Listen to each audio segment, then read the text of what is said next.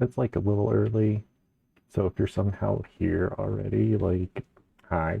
But I've got like 5 minutes before it's officially my birthday. But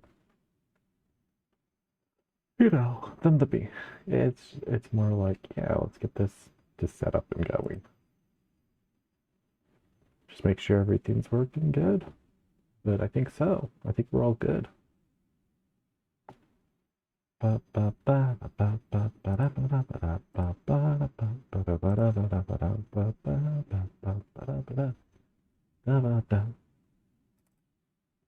Open that for later.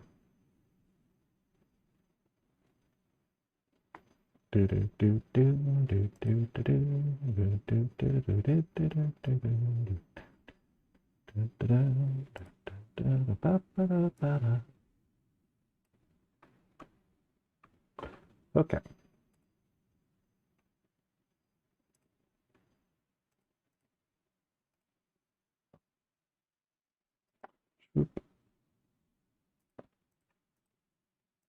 Post, post, post, post everywhere all at once.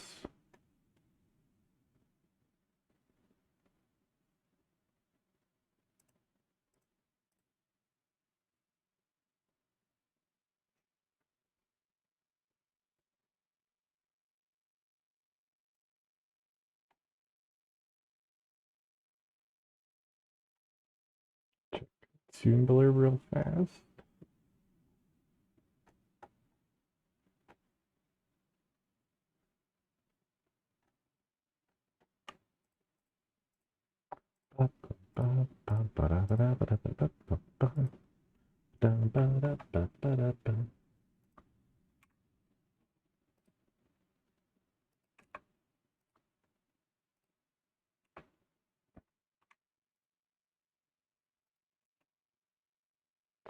Da, da, da, da.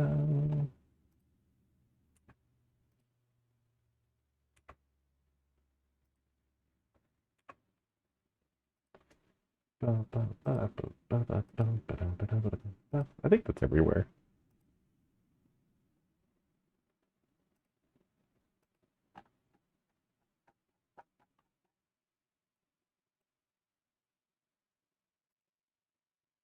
Yeah, that's good. Hello. Hello, hello, hello, hello, hello, hello, hello, hello.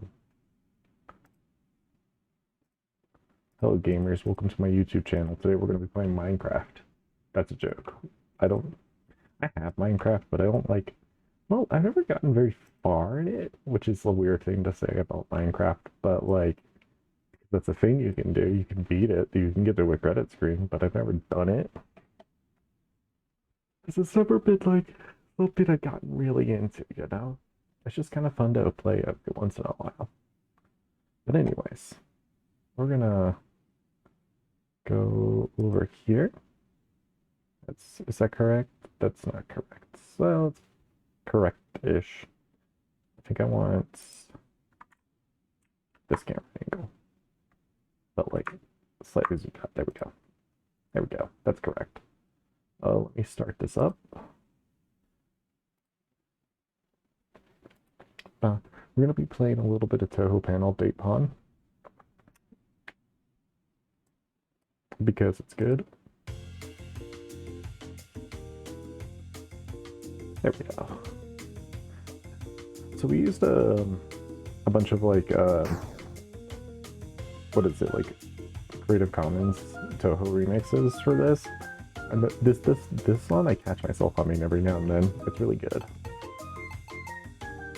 Um, we'll go through story mode real fast, then we'll do like a couple of lunatic runs.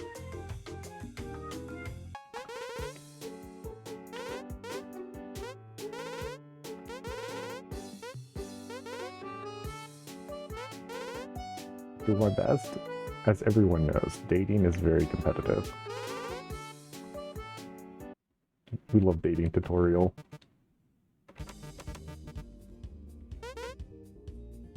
You know, matching panel. This is exactly what dating is. They don't tell you this in high school.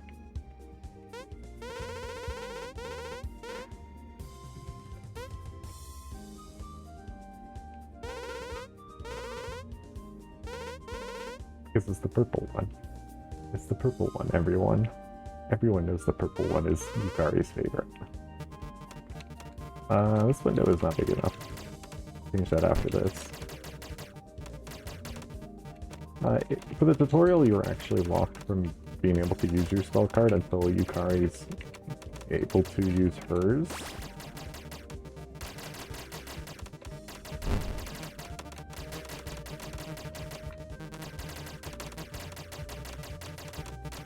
Not that I need it to beat her.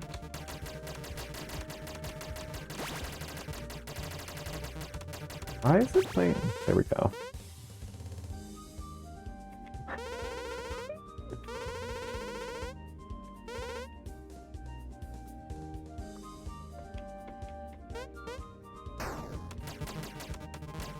When we released the jam version of this, a lot of people got extremely tripped up by Yukari, and while Yukari wasn't like the general roadblock, Yukari was a very problem for a lot of people because that spell card is pretty nasty. If you're not familiar with how to deal with it. Anyways, Yukari is no longer souped up on reaching lethal, so she'll go down here in a second. Easy peasy. Easy peasy.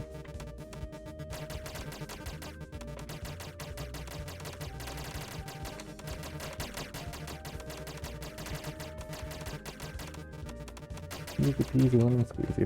If I sound like really quiet, because it is midnight here and everyone else in the house is asleep.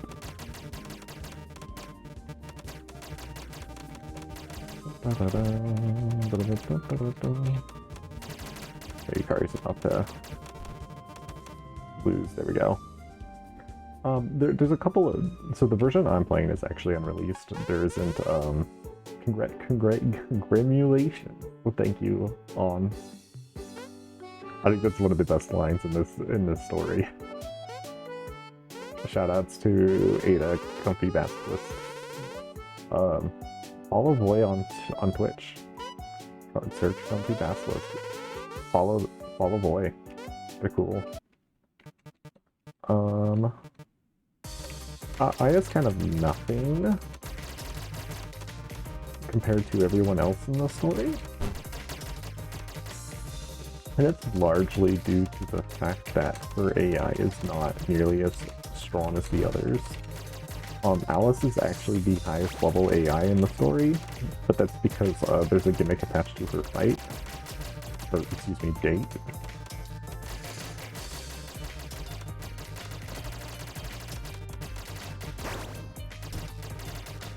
But her spell card allows her to delete a square of blocks, and that's pretty good.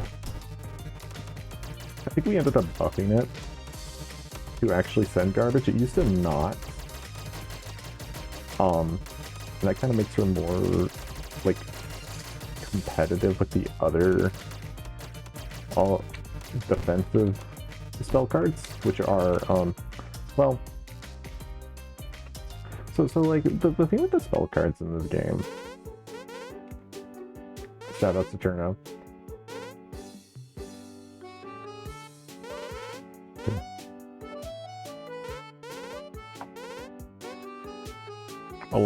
I love Alice. She's just...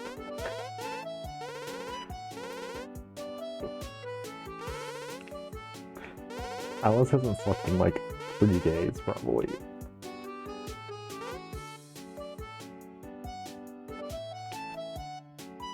Not the 18th, because Touhou 18 had come out. Well, not come out, but like... Thank you! Thank you. I'm a crisp 32 years old now. I'm ancient. Not actually that ancient, but... Anyways, Alice is like the huge roadblock because she's got very souped up AI, but she sleeps every couple of... Whenever the music stops, she is asleep. That's not where I wanted that. Pop that down there, pop that down here. That here. Do that. So whenever the music stops, she stops. She stops moving for like a second, and in the original Jam release, it was much too hard for people. Which like is largely my fault because I'm like kind of cracked at this game.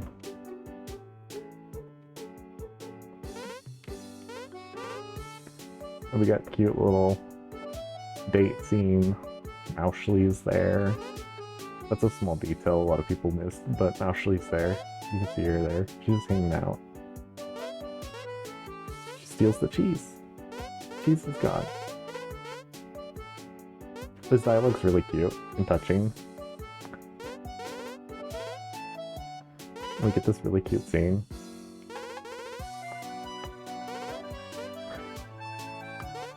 And they were roommates.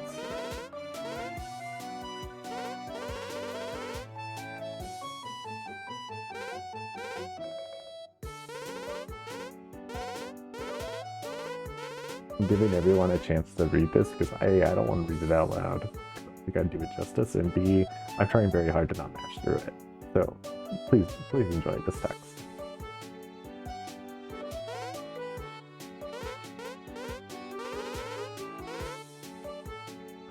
Okay.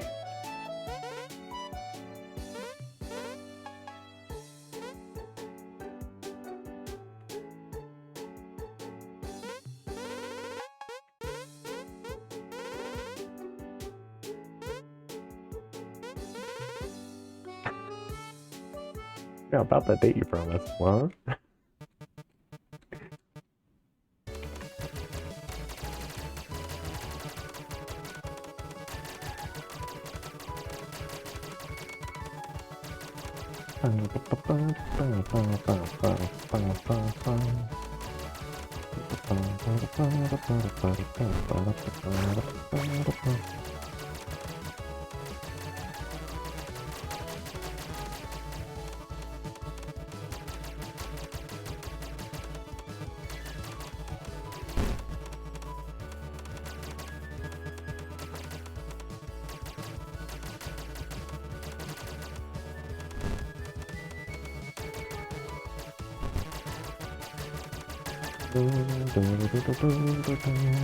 It's a really good remix of this song, by the way.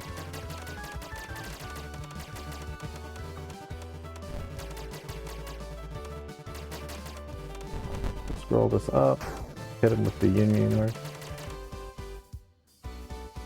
real. No worries, it's cool. Like, I don't expect most people to show up because it is midnight here, which is like late for a lot of other people. But here's our funny credits. You get the specific credits image from beating the story. We use a different image if you check it from the menu.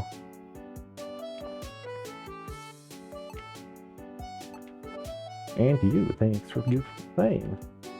There we go. Yeah, we love leaving surprises for future selves. That's what game dev is all about. Anyways, Lunatic is unhinged. We're gonna do a Rainu run. This is the AI edit. I think it's not quite max difficulty, but it's close enough.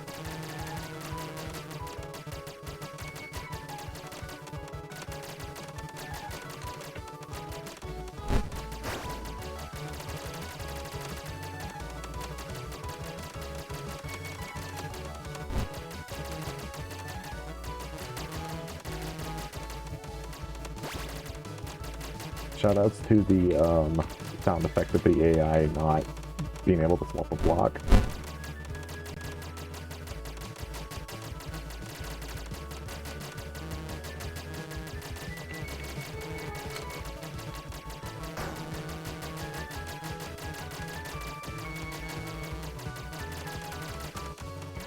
That's something I'd like need to, I guess, fix, but I do think it's funny.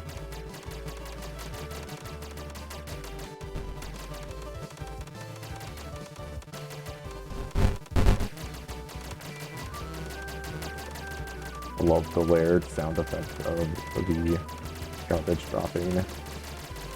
I like when sound effects layer in video games. It's very funny to me specifically.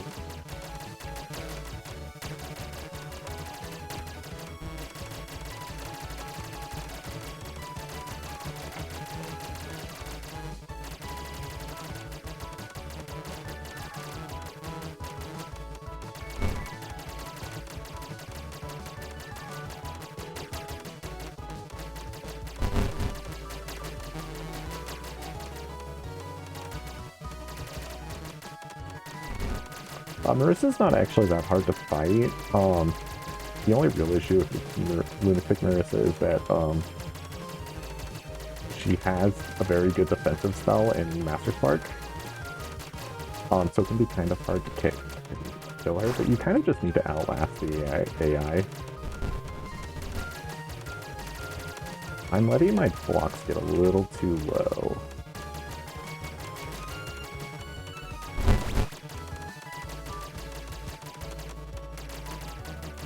You can watch the red bar on the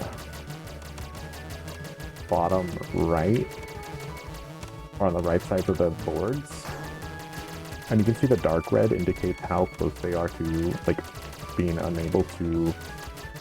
Well, that's like the soft.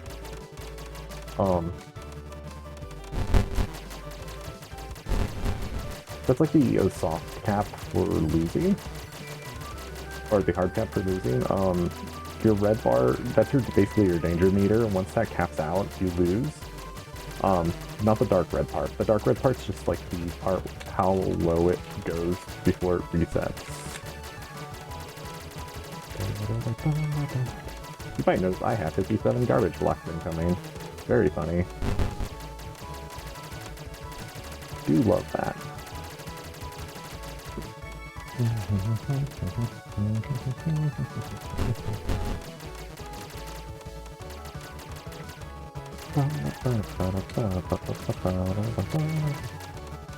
Astute viewers will also notice that the timer's not correct. The timer doesn't do time correctly. It's very funny.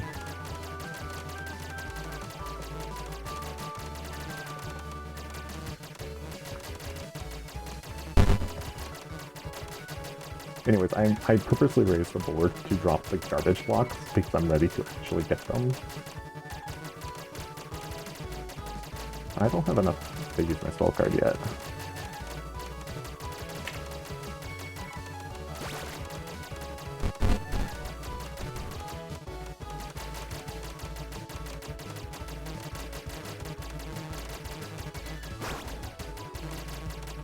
But basically, like, a lot of the game is based around maintaining the defensive posture on your board, because you want to keep matches somewhere close to where garbage is going to drop, so you can just clear it as soon as it arrives. The issue with clearing garbage and any blocks in general is that it levels you up, which makes the board go faster. So it essentially establishes a soft cap on how long a match goes.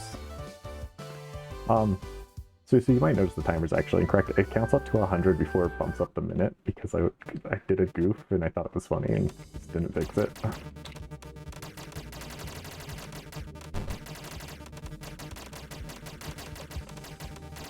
Yukari you have to play defensive against, but the AI is much easier to kill due to the nature of the spell card not being a defensive one.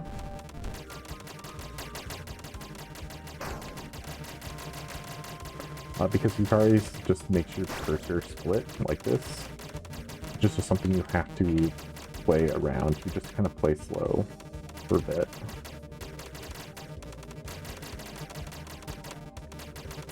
It's not, once you understand it, it's not actually not that bad to play against, but you need to Yukari is hard to play as, I think, because you just don't have a defensive tool. Relative to, Alice has the same problem too, where their spell card is an offensive tool, but like, so it's harder to, well, it's not like harder to kill someone, but it's, you have to be much more cognitive of how the game plays.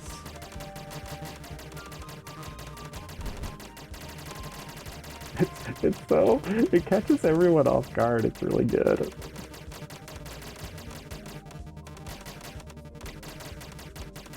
Shoutouts to this Yukari jam. Really good.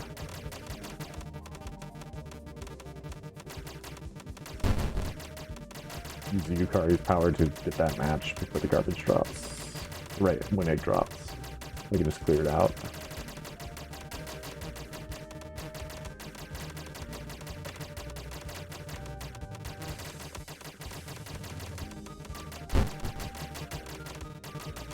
Get rid of these towers.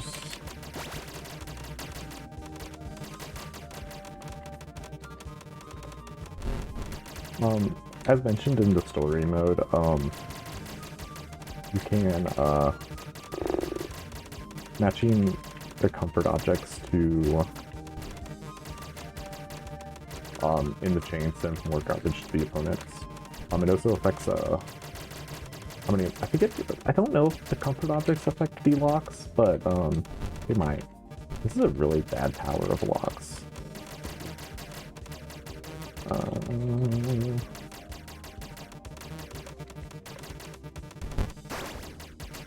Okay, this is not good, but I think we can make this work. Okay, we're good.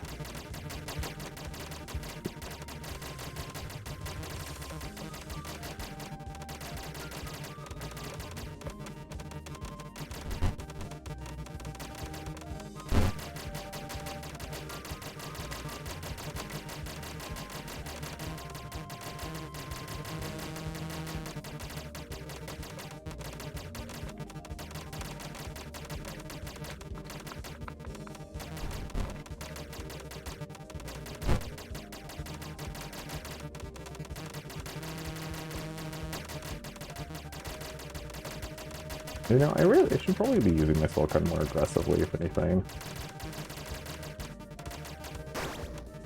Okay, perfect opportunity for it.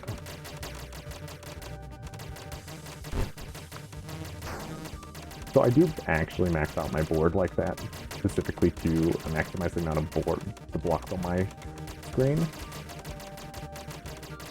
Like, that is intentional. That is, like, breaking the board is like vital to this game. And like vanilla paneled upon. Dude, thank you, happy birthday, thank you, thank you,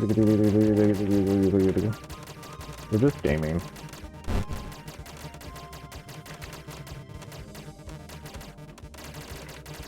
I love the ominous text of level up, it's so good. I need to drop that tower back. That.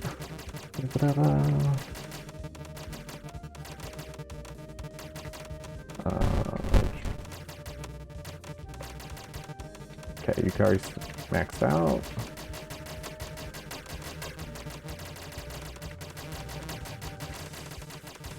I kind of just auto-poly this game. What's that?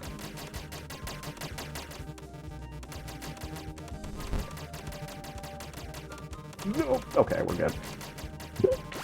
Almost died there because I didn't have my spell card. Let's pop that. I won. Barely. I'm sweating. I'm sweating. Good lord. Yukari's like probably the scariest AI in this, next to Alice. Alice is scary, but for a different reason. Alice's spell card will lock all of your greens. Function all your greens into a lock, so you need to purposely clear those as fast as possible.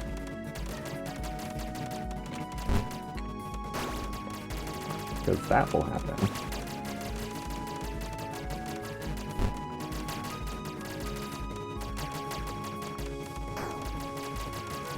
Shoutouts to when Reinu's spell card, Reinu and Nurse's spell card would add a spell power spell card, so you could just kind of keep using them.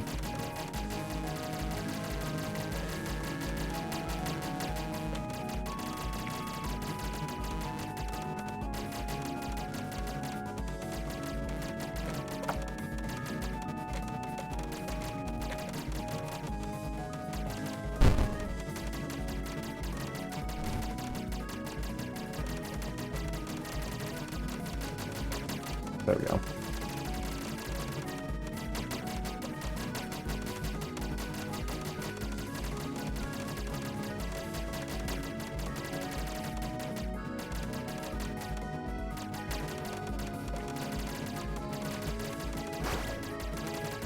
Gross. The AI is not smart about when they use their spell cards though, thankfully, so like you can kind of just use that to play defensively. Oops, I didn't want to clear those actually. Fine, that's a lot of block. That's not good.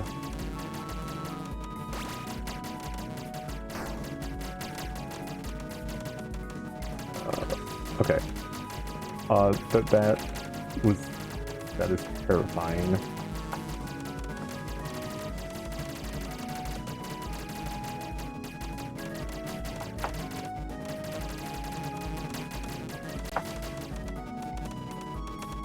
That's 200 block. Didn't realize he was sending that much. Oh, we're gonna be here for a hot second. I still got Aya and Reinu to fight after this. Because that's Lunatic mode, baby. That's all characters at max difficulty.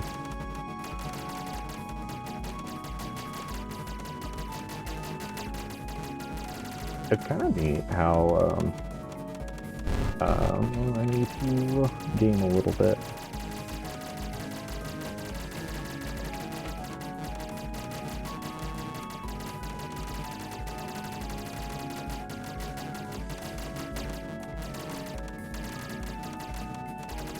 Get rid of all these.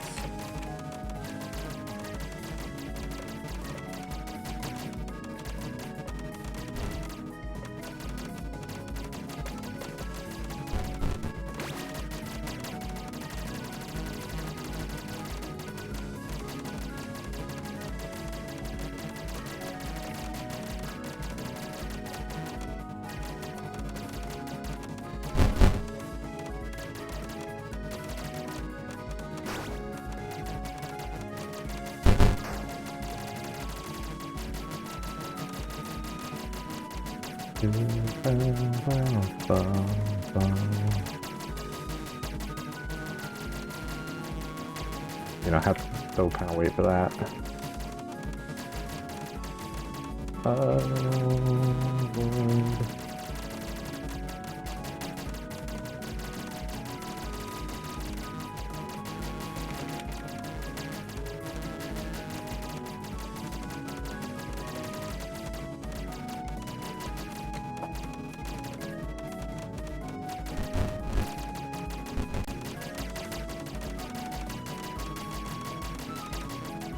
Actually, not sure how she's sending so much garbage.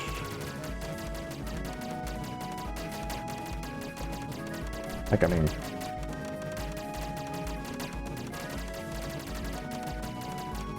I have to assume she built like a really strong chain or something at some point.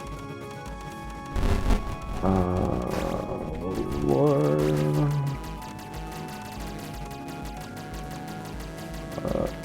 Not the end, not yet. I can still fight.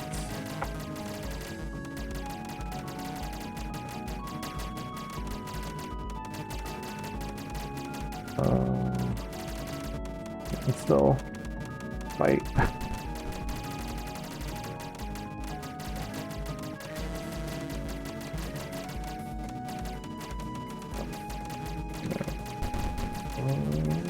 No. Dang it. Did not win that one. We'll do Marissa this time. Marissa's got a very fun spell card. Yep, thanks. Have a sleep well. Have a good one. Yeah, there's probably some matches I could have used, but I just misinputted and couldn't get the star that I wanted to get over fast enough.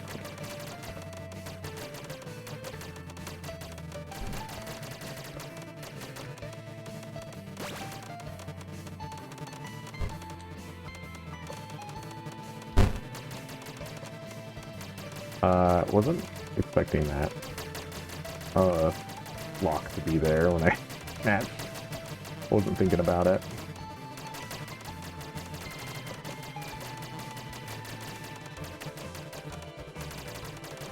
Also, shout out to the dream of being you only here in survival or lunatic.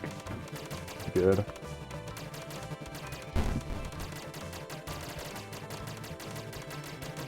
That's a sick jam.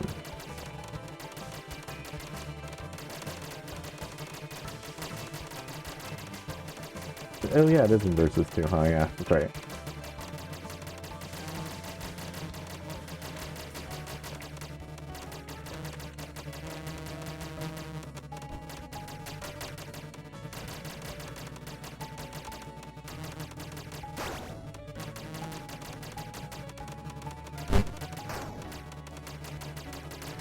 I wanted to actually clear the left there. Or the right, but it's fine.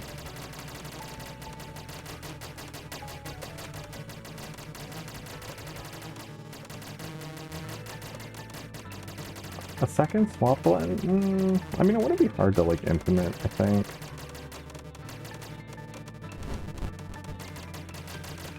I'm not sure what, like, gameplay benefit it would have outside of just being able to use a second button for swapping. Because it's not, like, any, like... Birthday! Brew! That's what the bards are saying. I need to put that blue down there.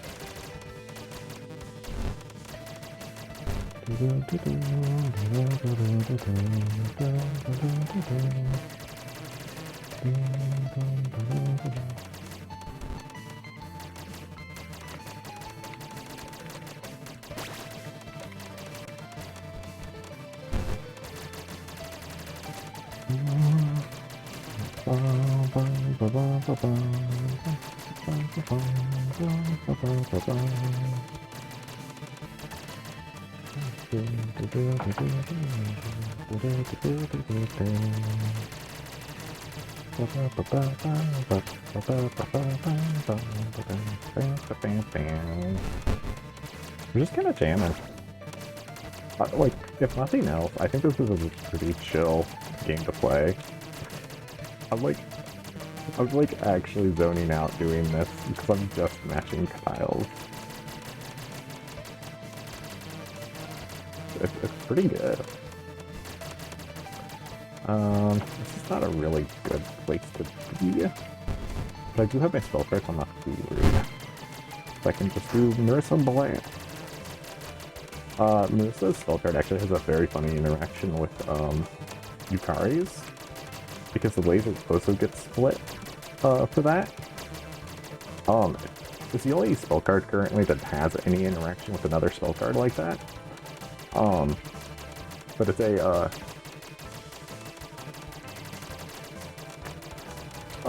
I guess the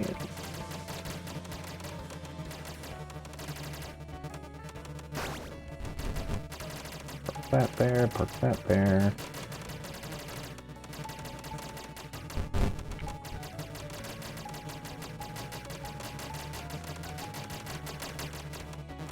Yeah, I do think the way the AI works makes it so it's not actually very easy to achieve them. Like, you pretty much... The victory condition for the AI, or winning against the AI, is get flat. If the game gets fast enough for them, but they clear out all the blocks, and then don't have anything that they can match when you drop the garbage on them.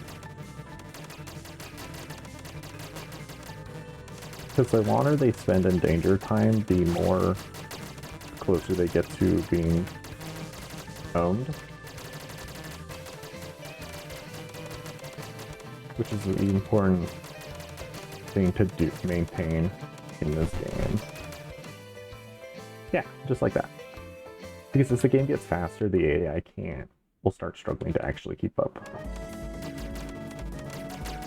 Which is very funny considering it's moving every 3 frames.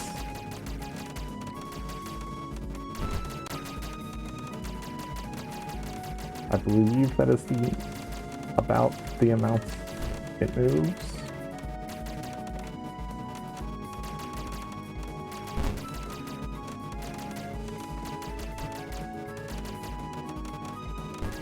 I don't know, I'm pretty happy with how the AI comes out. It's not doing much planning, but it is checking. It does do some thinking to prioritize specific setups that just end up favoring how the game plays.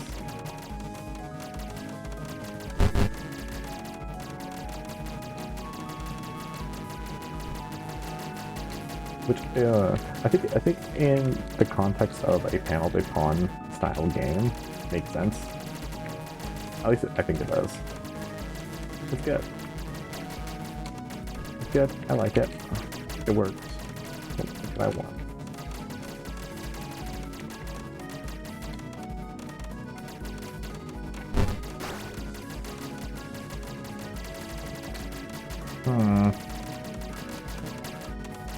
I don't feel like she should be sending that much garbage, but I'm not sure what would be causing her to send that much garbage.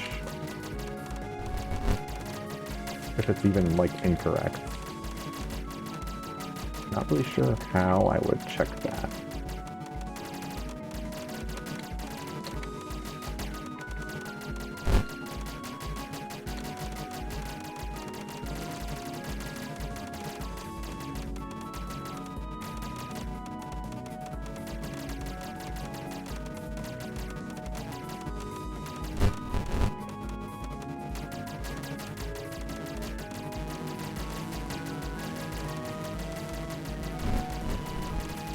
So, like, for the record, I do think you would probably be able to beat the AI pretty easily with, like, Yukari and maybe Alice, but you would have to play very carefully on account of not having a good defensive spell card to counter nonsense like that. Right. Gotta do it this way.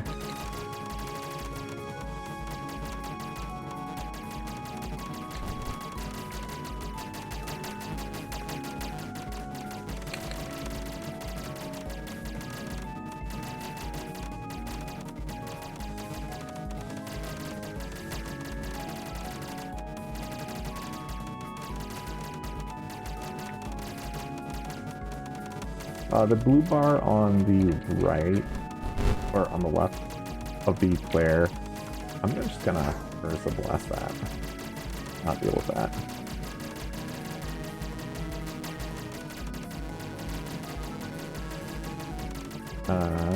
Okay.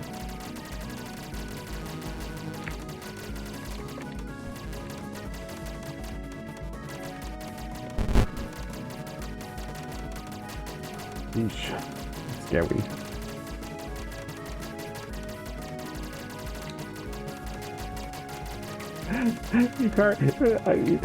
Yukari's card is so messed up. It's so good.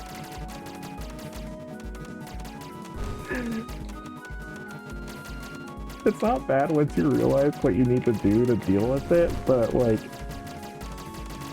you have to have a certain... If you're not familiar with the game, it's like the worst thing to throw at someone who's just starting.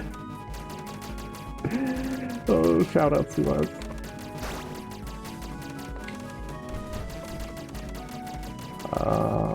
There we go. Okay, that gets the spell card. Can I lower this further and blast it?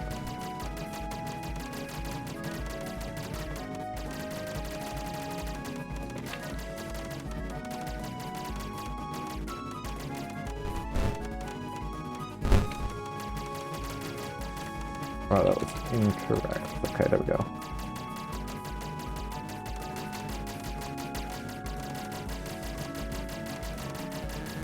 Like, I think Yukari's spell card at high level play is kind of like just fine.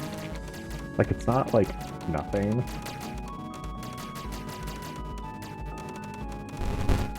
It's a kill con, right? Activating at the right time will just kill someone like immediately.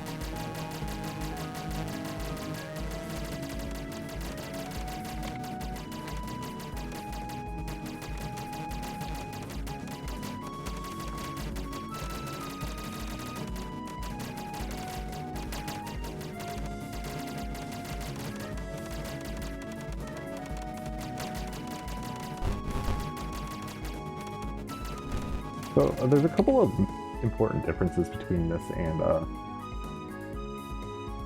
yeah, it slows down your play, and that can be lethal at further into the match. The longer into the match it goes, especially if you are filled with garbage that isn't clearing. Speaking of,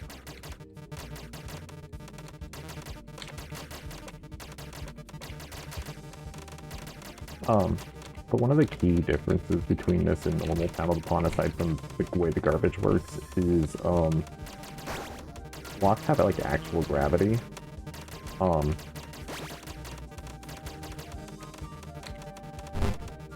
So like they don't immediately drop like they do in Panel Pawn as soon as they're like loose, so to speak. If you're at all familiar with how Panel Pawn feels and you play this, you will understand immediately what I mean. But it lets you do some really funny swap tech that we think is cool and based. Oops. I want to drop that there. This, pop, pop, pop. Like, a lot of the stuff you can do in this game is simply not possible in Panel Pawn. Like I can't. Like if blocks are clearing, none of the blocks will actually drop. So you can use that to do some very funny stuff. There we go.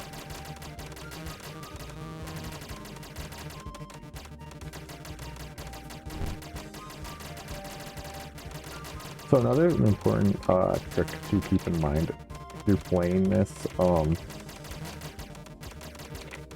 is that you want to actually use panel placement as defensively by moving a panel into a spot that you don't want a lock block to be in.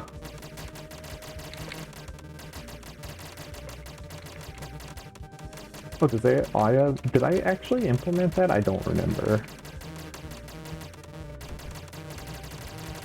I feel like I did.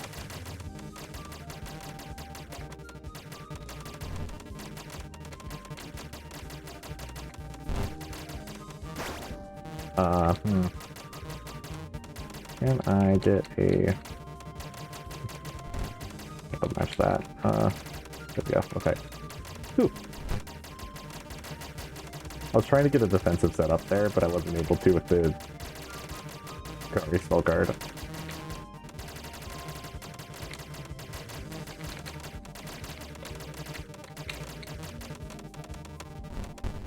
Oh, okay. This might be a Marisa Blast moment.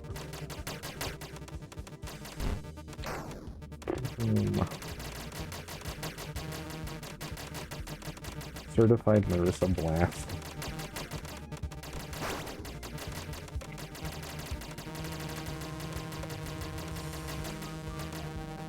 I think the AI still doesn't know what to do when they have the Kari spell card active on them. That's something I need to fix at some point. I might have done it. I don't remember if I did or not. Like, which is pretty common for me to forget. Oh, I love that sound, the layered sound effect of the AI not being able to do anything. Or not being able to do their action they want to do.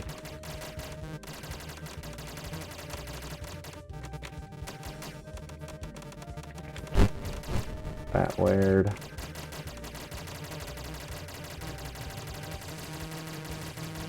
Like it is technically a fast-paced game, but with the way the garbage clears, it kind of you have time to think, or at least plan how you want to do stuff a little bit. Not a lot of time, but you do have a little bit of time. You have a little bit of leeway. That's a lot of lock blocks, actually. I don't like that. Get out of here.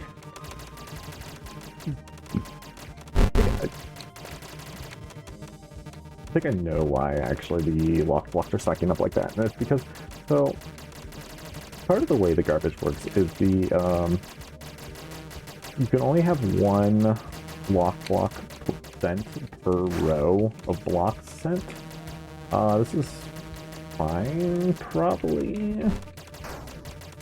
There's the funny direction, by the way. What's the laser?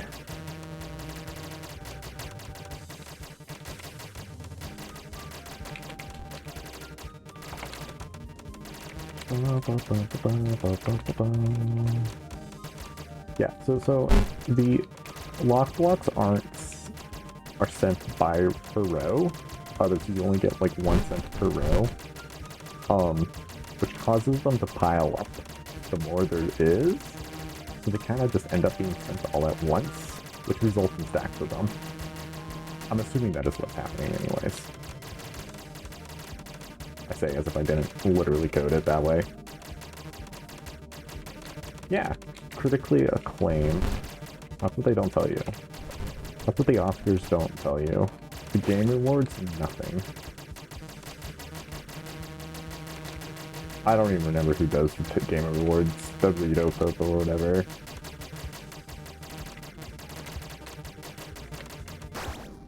Trauma. This is not great. I do have Spell Card. There's a Spell Card is a very good panic button. In case it wasn't obvious.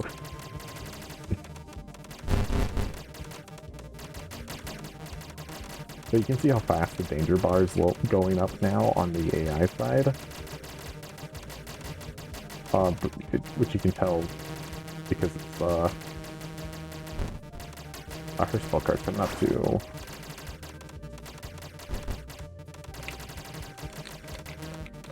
Oh, not like this, not like this. Okay, we're good.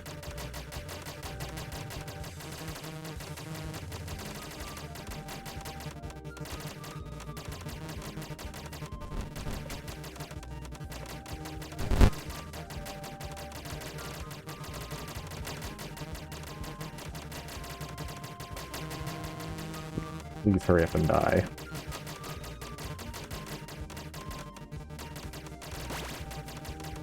The longer this goes, the less positive I am that I can actually win.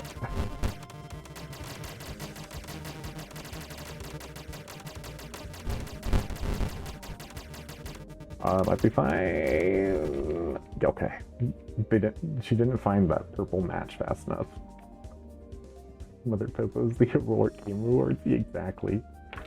Oh, okay, so we got through Alice and Yukari, which means this should be relatively smooth sailing from here. Aya can be a bit of an issue because she can spill her spell cards really fast. So killing her is a bit of a pain because it is a defensive spell card. Because it just clears blocks, and we made it send garbage as well. Not a lot. I think it's only equal to how many blocks. How do I like clear these? Not like that.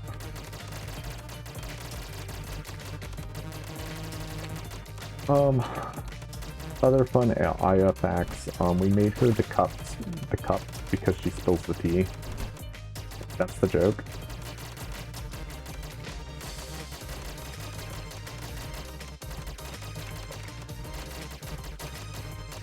I think you all would appreciate that.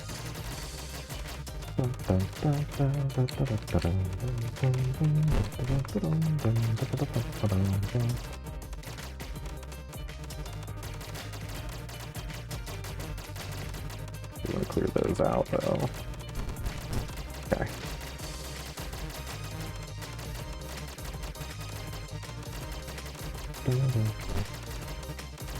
So you do, part of the gameplay is also you want to be connecting your garbage as much as possible, so you can chain as much, clear as much of it as you can.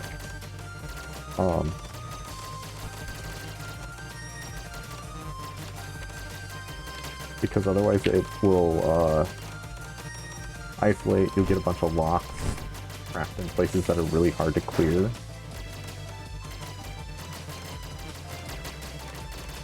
I think my fastest kill time on any of these AI, any of the Lunatic AI has been like a freaking a minute. ish. I've gotten some very quick kills on them, but it's hard.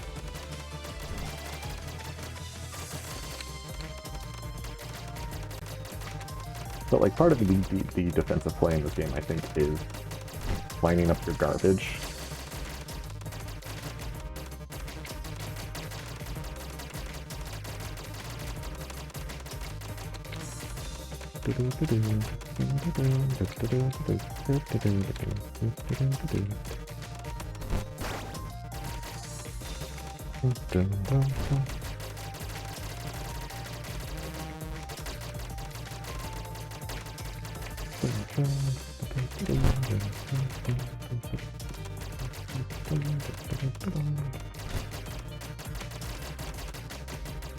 Yeah, like I said, it wasn't intentional, but like I thought it was funny enough to just keep like that because I didn't. A, we were making a damn game, and I didn't want to like waste time trying to make it correct.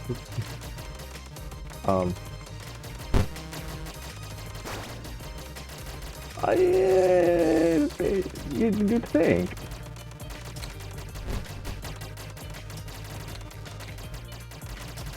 I just messed up the division, and I was like, you know what? This is fine. Because it shows the percentage of it. It's the percentage of it. It shows the percentage of how much into a minute you are, rather than like the actual seconds. Because it counts per frame rather than like an actual time. Very carefully.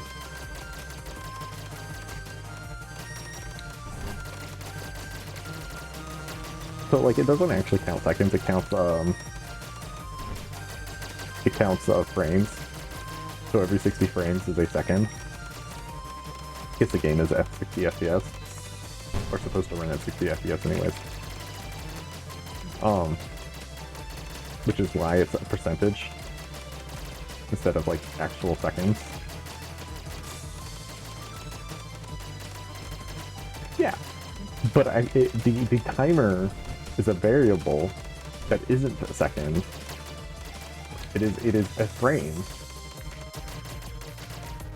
It is incremented every frame. It is not based on time passing. It is based on frame passing.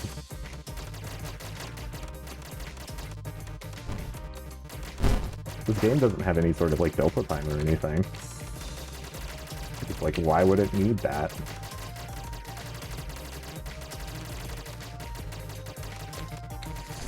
Oh, so I don't know. I've never actually messed with delta time before.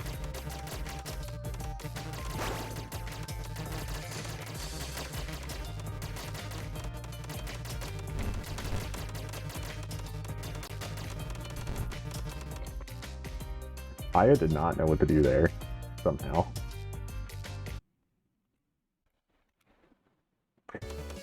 Listen, if anyone is going to mess up code, it's going to be me. I'm very good at it.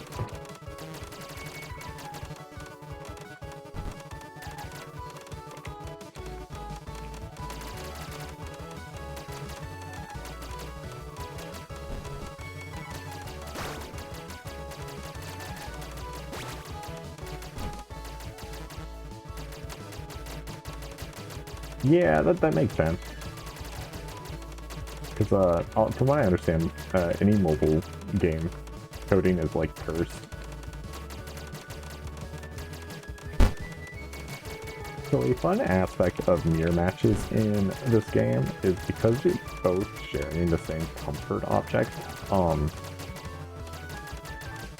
what ends up happening is you both just are able to spam spell cards because of the fact you're part of the way the garbage turning into block code works is it favors turning into comfort objects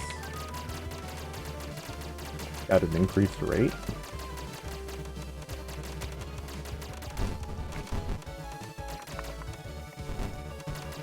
So it will if you are constantly sending garbage to each other, you will just kind of power out of control, of course. It doesn't matter when you kill someone, beat them in like a minute and 30 seconds. Anyways, that's Lunatic. That's Lunatic. What time is it? It is 12:51. We've been out of this for about an hour now. Everyone get your sippy? Okay.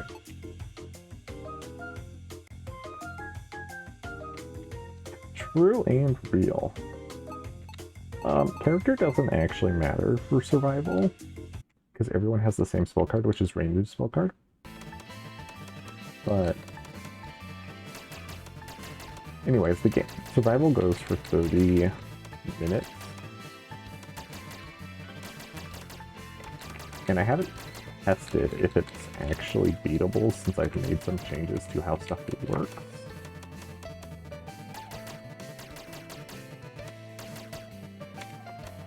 But don't think level up is supposed to be happening in survival.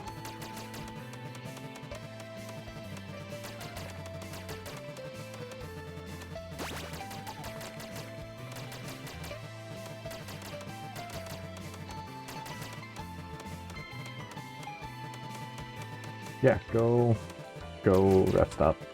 I'll probably be starting rando once I either beat or lose this. Thank you. Thank you, thank you, thank you, thank you. I'm so old pilled and granny core now.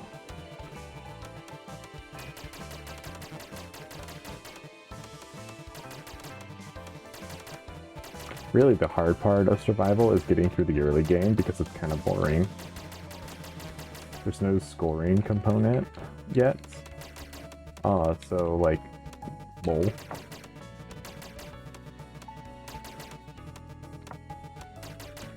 I do think level up is actually working here because this is already going pretty fast.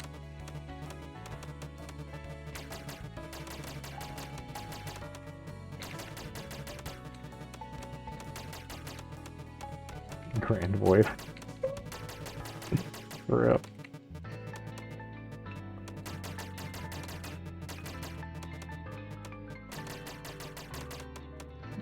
Grandma Popo. I hope that's the next Popo. That would be very funny. Oh, don't want to do that. So if you have... Ooh, I do think level up is actually affecting its survival, which shouldn't be happening. This might not actually be humanly possible.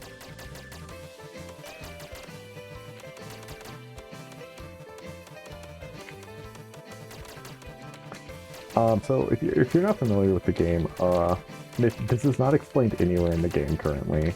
Level up is a mechanic where every 50 blocks cleared, your board speed gets faster.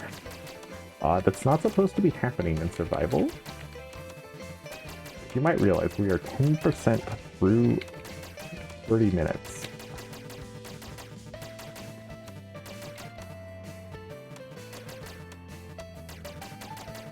And we are going very fast.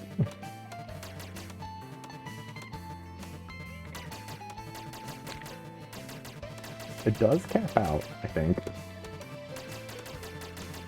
But that means we'll be spending the next 25 minutes at max speed.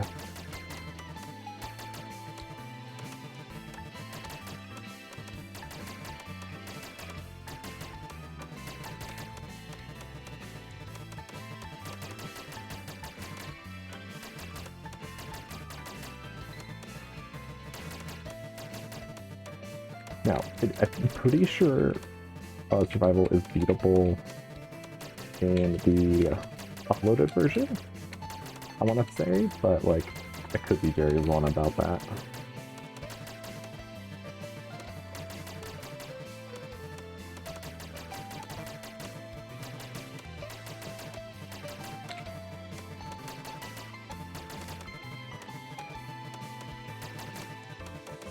Yeah, it's not supposed to be this fast this early. Okay, this should buy us enough time to re-clear the board here.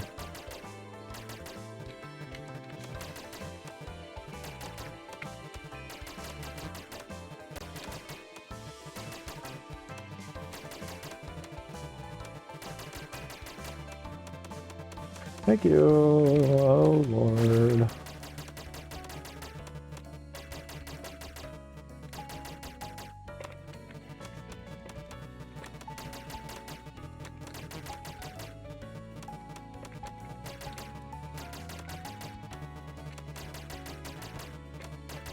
do have a spell card ready, so I can let this fill back up. Preferably when the top part is level.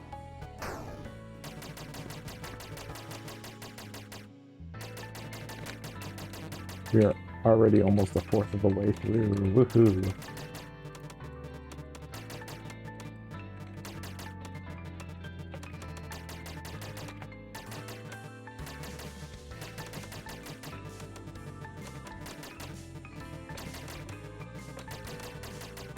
Okay, I've got another spell card ready. Like, part of the survival here is going to be just using the spell card as soon as it reaches the top.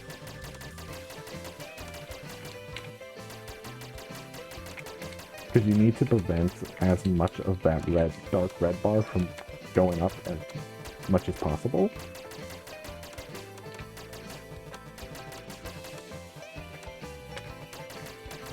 Because that's permanent damage. You can't get that back.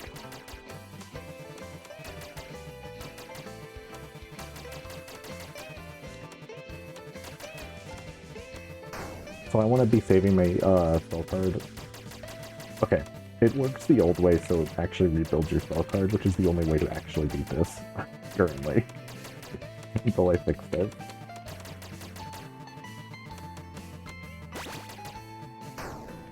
Because it's not supposed to be working like this. Level up is not supposed to be a thing in this mode.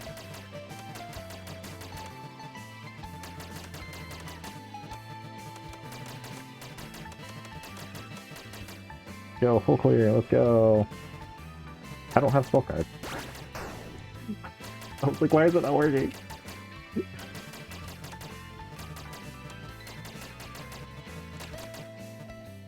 That didn't work the way I wanted it to.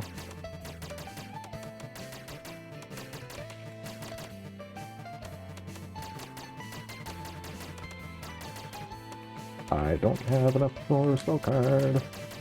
Okay, now we do. Get this lowered.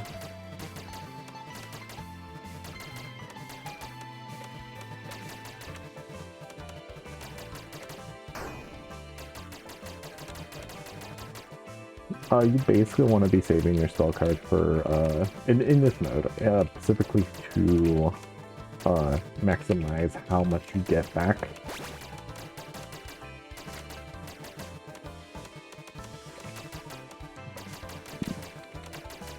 Because you basically always want it on demand, on account of how fast this scrolls up.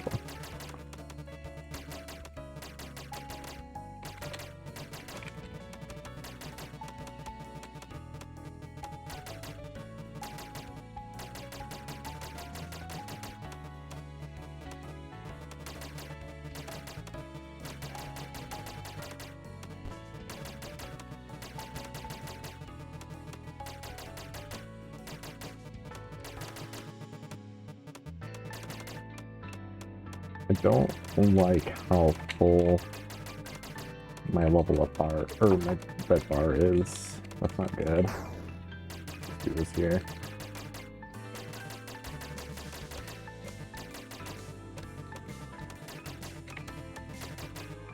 Just realized funny tech you want to do for this node. Which is you want to freeze the board while the bottom row is visible, because that lets you set up a freeze frame as soon as the row rises, which is a very fun interaction. I'm kind of into that.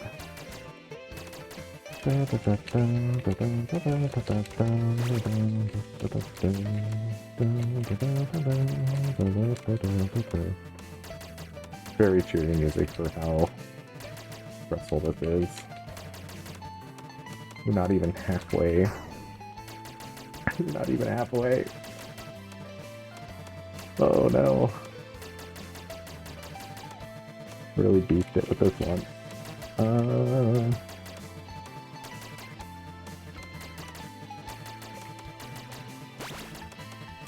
If you're not familiar with Panel de Pon, the blue bar on the left is basically the clock.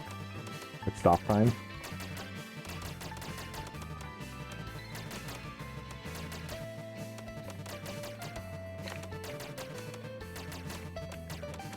Oh, we do have a spell card. I think we might be able to win this. It's gonna be very close.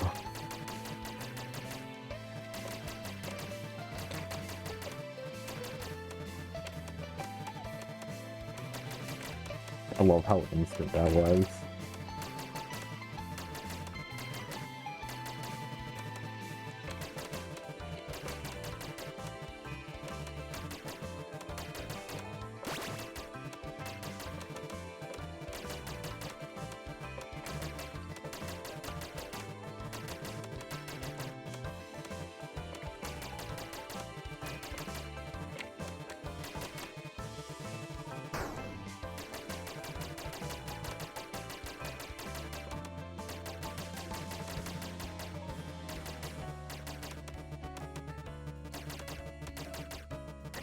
Immediately fills back up. Oh lord. This is terrified. Why did I... How did this slip through? Oh lord.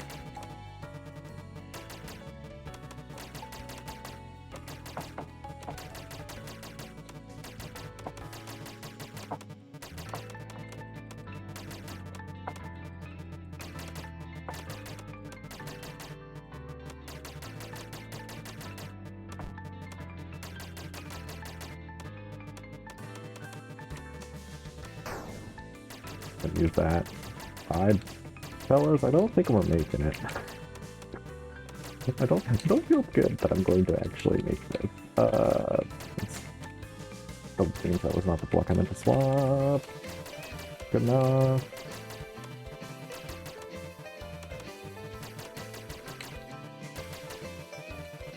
I need to clear 3 more. Okay,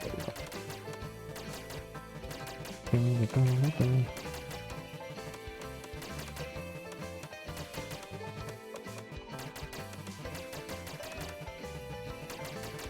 For the record, everyone's spell card works the same in survival. I think I mentioned that earlier, but just, you know. So like that's not like, oh, only specific characters can actually beat this. Because like certain spell cards would just be useless and okay. For real? That's not how that's supposed to work. Okay. We're done. Oh, I'll need to fix that later. But that's total Panel de Pon. You can check out my itch.io page for it. I can probably post a link here in a second. Or I did tweet it earlier even, in fact. So let's go to Twitter real fast.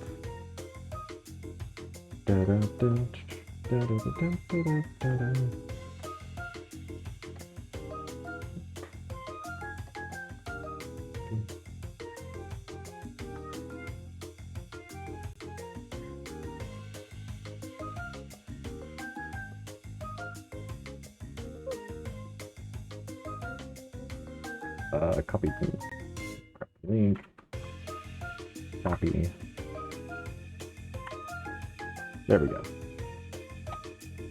Anyways, you can play that yourself. It's the version that's currently available is a little earlier, so it doesn't have some of the stuff I was doing. Like you might notice that I have online on here. That's not ready to go at all, ever. Yet. But yeah. That's Panel de Pon. I just wanted to play it for my birthday and show it off because it's cool and fun. Anyways, we're gonna play randomizer. So let's do a little bit of setup here. Broadcast view. Game capture.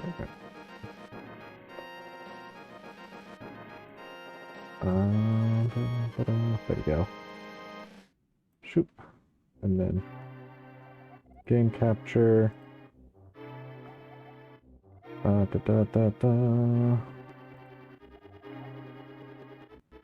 we go. resize this correctly. Bada beam, bada boom. Easy peasy. We're just doing a normal seed. It's nothing funny or fancy or anything like that for funny birthday jokes. But I've been playing too much of this recently, and I wanted to actually like play a bit of it because it's fun and I like it. So we're gonna take a quick. Everyone can go get a quick drink real fast. We won't start this for a hot second because I want to check. I forgot I retweeted something or replied something on. Oh, that's very funny. Good job, meet past me. There's a joke I did on Tumblr that I think is really good. But yeah, we're gonna be playing Rando for a bit, and then after that, I don't know yet. I'll figure that out when I get that far. But that will probably be break time, if nothing else.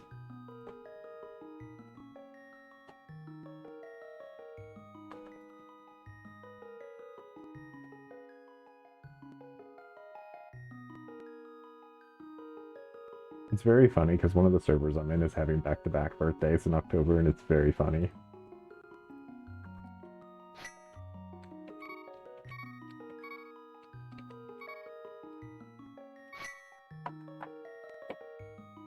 Yeah, no, go to sleep. Take care, rest well, etc.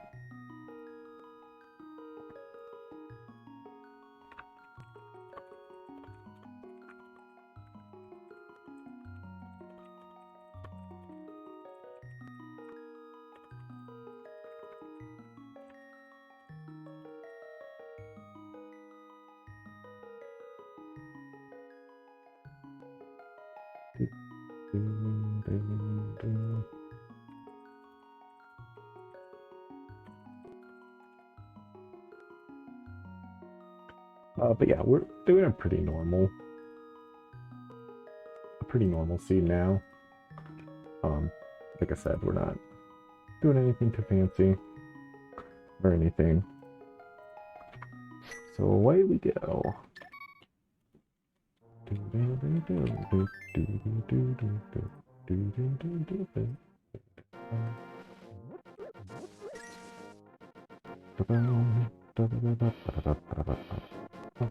Grab the sign. Oh, we kill an enemy here. Not the red guard, because they won't die from this. We kill a single enemy here to get the I think it's tier 1 drop in the tree there. There's a tier 3 drop as well. Which I think is like kill an enemy and then get hit or something. But I don't know. I haven't like looked into how to do it yet.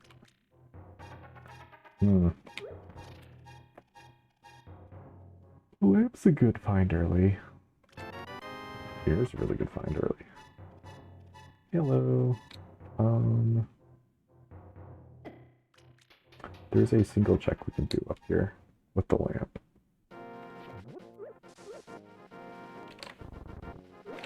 Dang, still magic.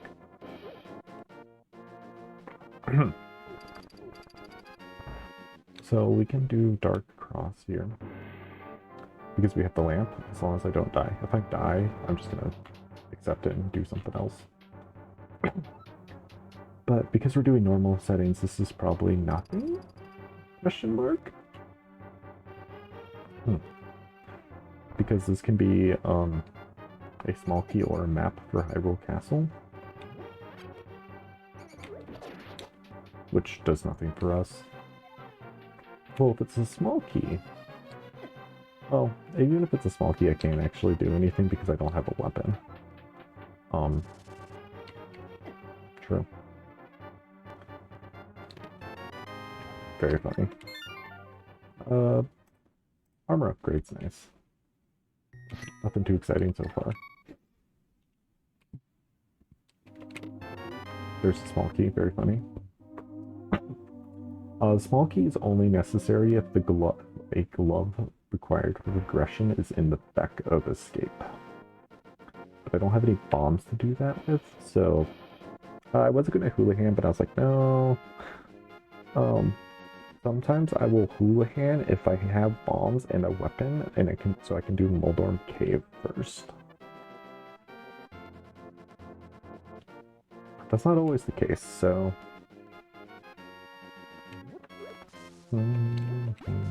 just Heartstain. We go up here. I like doing this opening specifically because I want to make sure I'm not getting... Okay. You can't get the item on that ledge unless you beat Aghanim. Or Aghanim 1.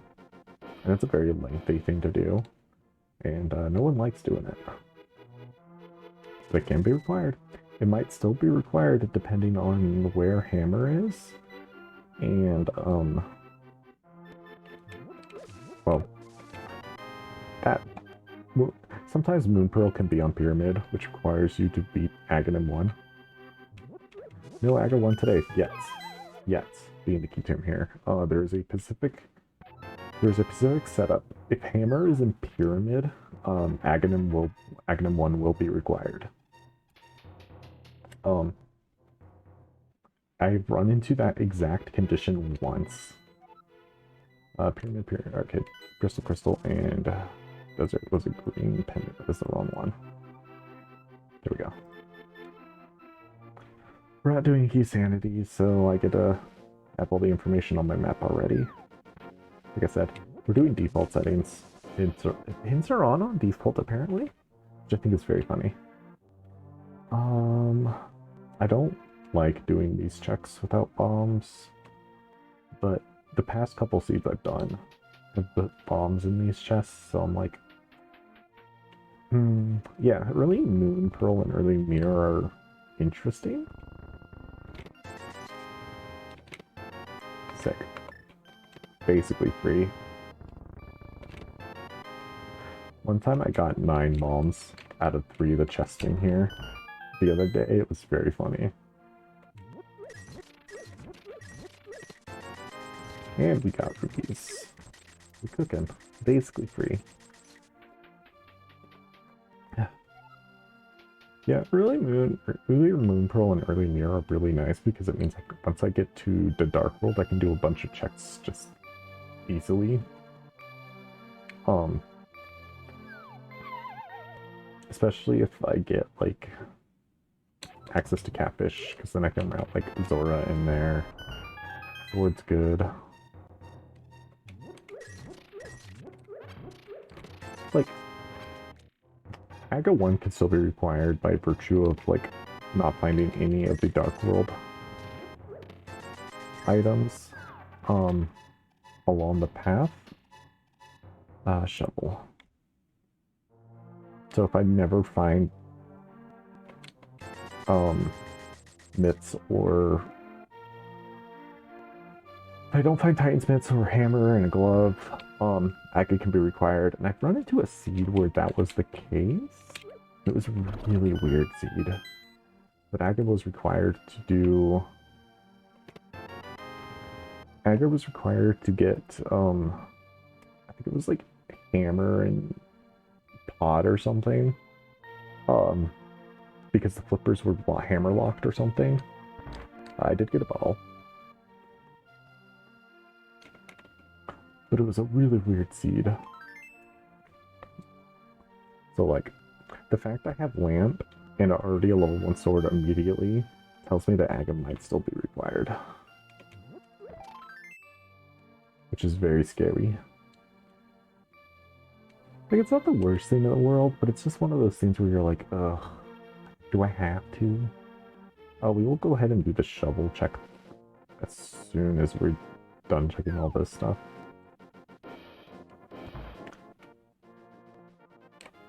Master Sword up there. Boots locked. Normally you wouldn't blind check this, but I've got a good feeling about it today.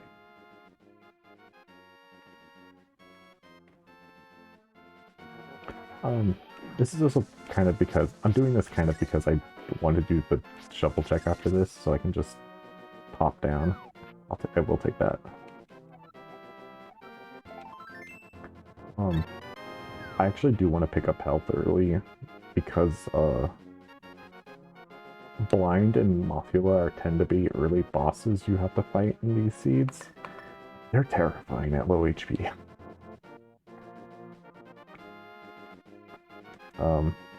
Mothula especially is very scary if you do not have a way to kill it fast.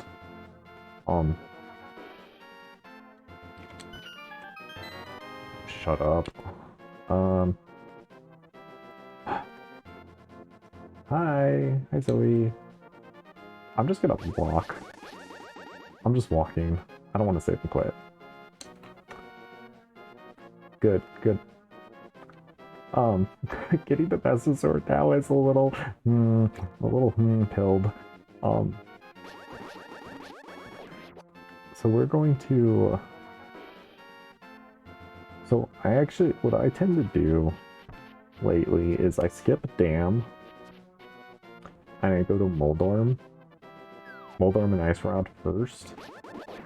So that way I'm not like isolating desert. Because you know, Agina and whatnot. I could have done that faster, but whatever. Just so I'm incentivized more to go back that way. If it comes to it. True. True and real.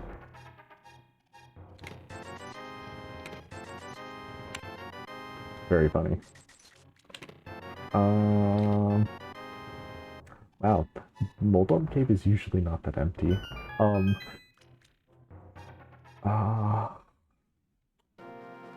Well, I'm kind of incentivized to do... Oh, I hope I get the glove in Ice Rod Cave. That would be nice. Because I don't have a good way to farm rubies now. Because I'm so close to being able to... None of these guys are in the ruby pack.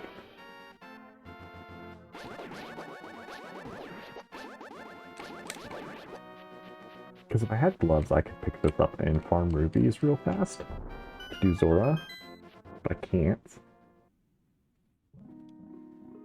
Which kind of sucks.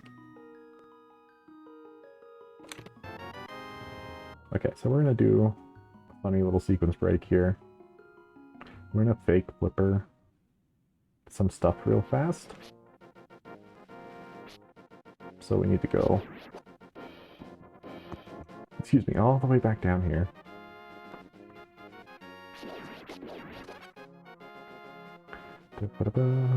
Fake flippering is a loud glitch. It's really easy to do.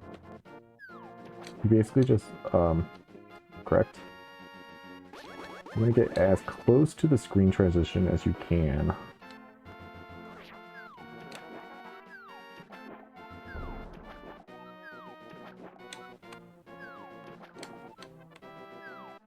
There we go. Yeah, and it will put you into a fake flipper state. If you get hit during this, you will just kind of... You will have to save and quit or wait 50 years to respawn. Basically, there's like two ways to fake flipper, and there's that the screen transition way, which only works on areas where you can screen transition as soon as you dive into the water. You basically parrying the splash animation that triggers the drown. You can also do a splash deletion. Interesting. So the glove actually puts Zora in logic. Zora's out of logic until you get a glove. That glove is flipper locked though. So either flipper is going to be like maybe like eastern area or in escape, or it's a Darkhold item somewhere. So we go this way through the portal. So we use the momentum to carry ourselves to the left here. I'm going to wait a bit for that Zora to fire, because I've gotten clipped right up here before and it sucks. We go in, we go back out. This specific glitch only works if you have the Moon Pearl. If you don't have the Moon Pearl, you don't change state. Alright, Zora it is. So we don't have the tools to splash delete. Oh, so when you leave the cave, it puts you in the water walk state, which is very nice. You lose this as soon as you go into land, so be careful. Please don't be anything? Good, okay. That specific item is flipper locked. The only way you can glitch it is if you have a bow and bombs, and you do a splash delete. It's really good.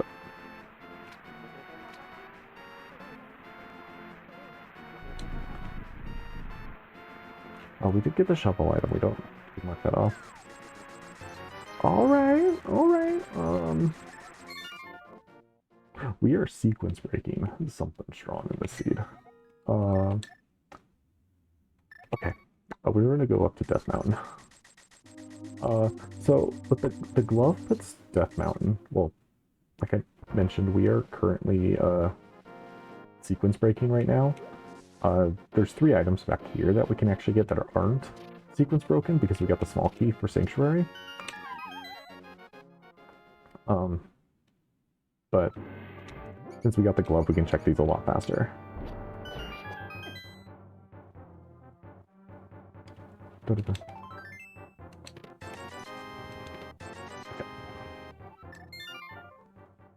So if we find so because we got both the hookshot and the glove. Hi, Ada. We just got like huge stonks for sequence breaking. For breaking the logic. We got the gloves behind a flipper lock, and the hookshot behind the glove lock.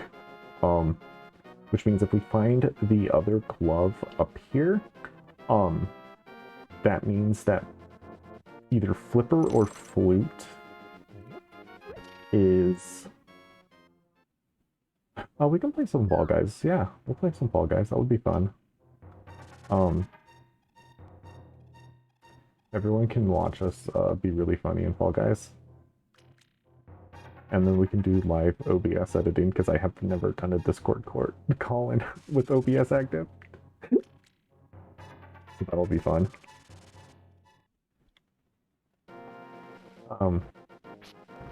But like, I'll have a break for like food and stuff then.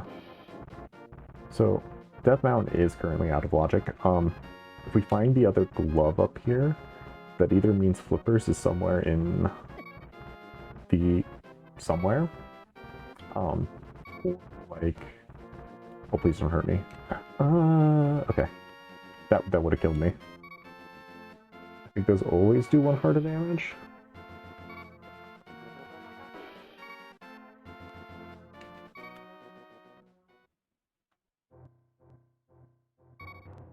Ooh. 4 hearts is scary. 5 hearts is not much better, TBH. 6 hearts is when it starts feeling a little okay. I think 7 hearts is what... No. I think Ganon does 8 hearts of damage with no armor if you touch him.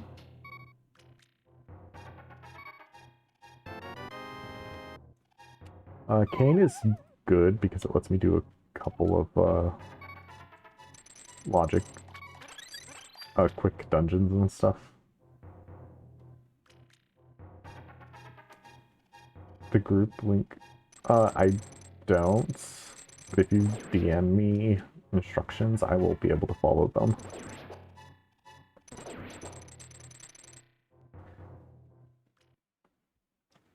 Because I'm very good at instructions. Citation needed.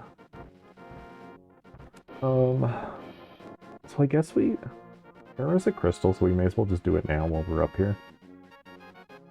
Because we have the mirror. We'll check the map while we're in the Dark World.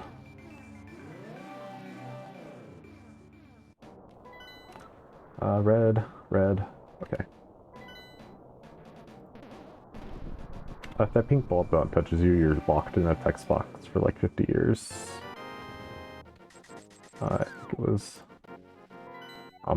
Wrong one. That's fine.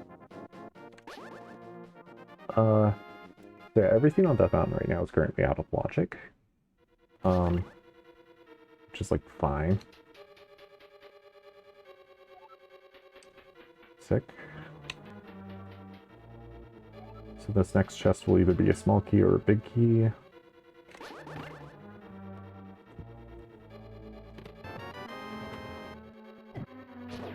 Cool. Oh, I need to go down some, hold on. Get out of here. Yeah, we're doing I'm going to do Harapot here. I need to reset the room though, because I picked up an item before it dropped on the ground, which messes up the stuff for this. So go up here, go into the corner, up here, place bomb. Left. If you don't press left there as soon as you clip into the pot, or after you clip into the pot, you will soft lock yourself in there. So we know the big key is in the basement, which means the big chest may or may not have the map, because we saw the compass already. We're hoping to not see the map. Okay, that's one item. Yeah, Harapot, you need the hook shot for it, but like it lets you skip, like, it's really easy to do once you know the positioning for stuff, and just go. But like, getting hookshot early in this game is like really good for movement if you do not get boots, especially if you know what's hookshotable. I know, so it's fun.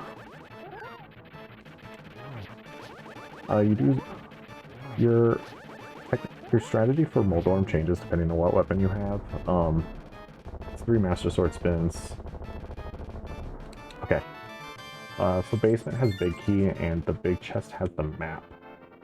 Part of doing the regular settings for randomizer is understanding which, how many keys and stuff that dungeons have, so you know how many items you want to get from each. Dang it. So we go back down here because we don't have the hammer to take the top path, so we gotta take the bottom path here.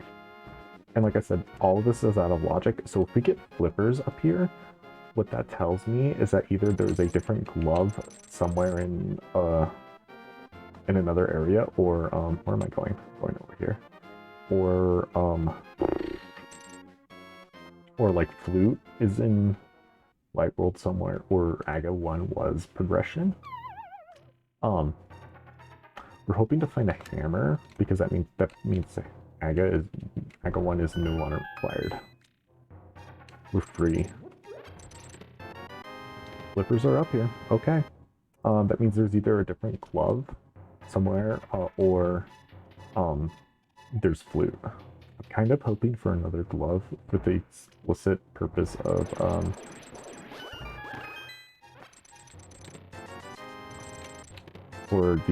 of getting Dark World access. Yeah, so now everything I have is in logic. We're gonna do a bomb jump here.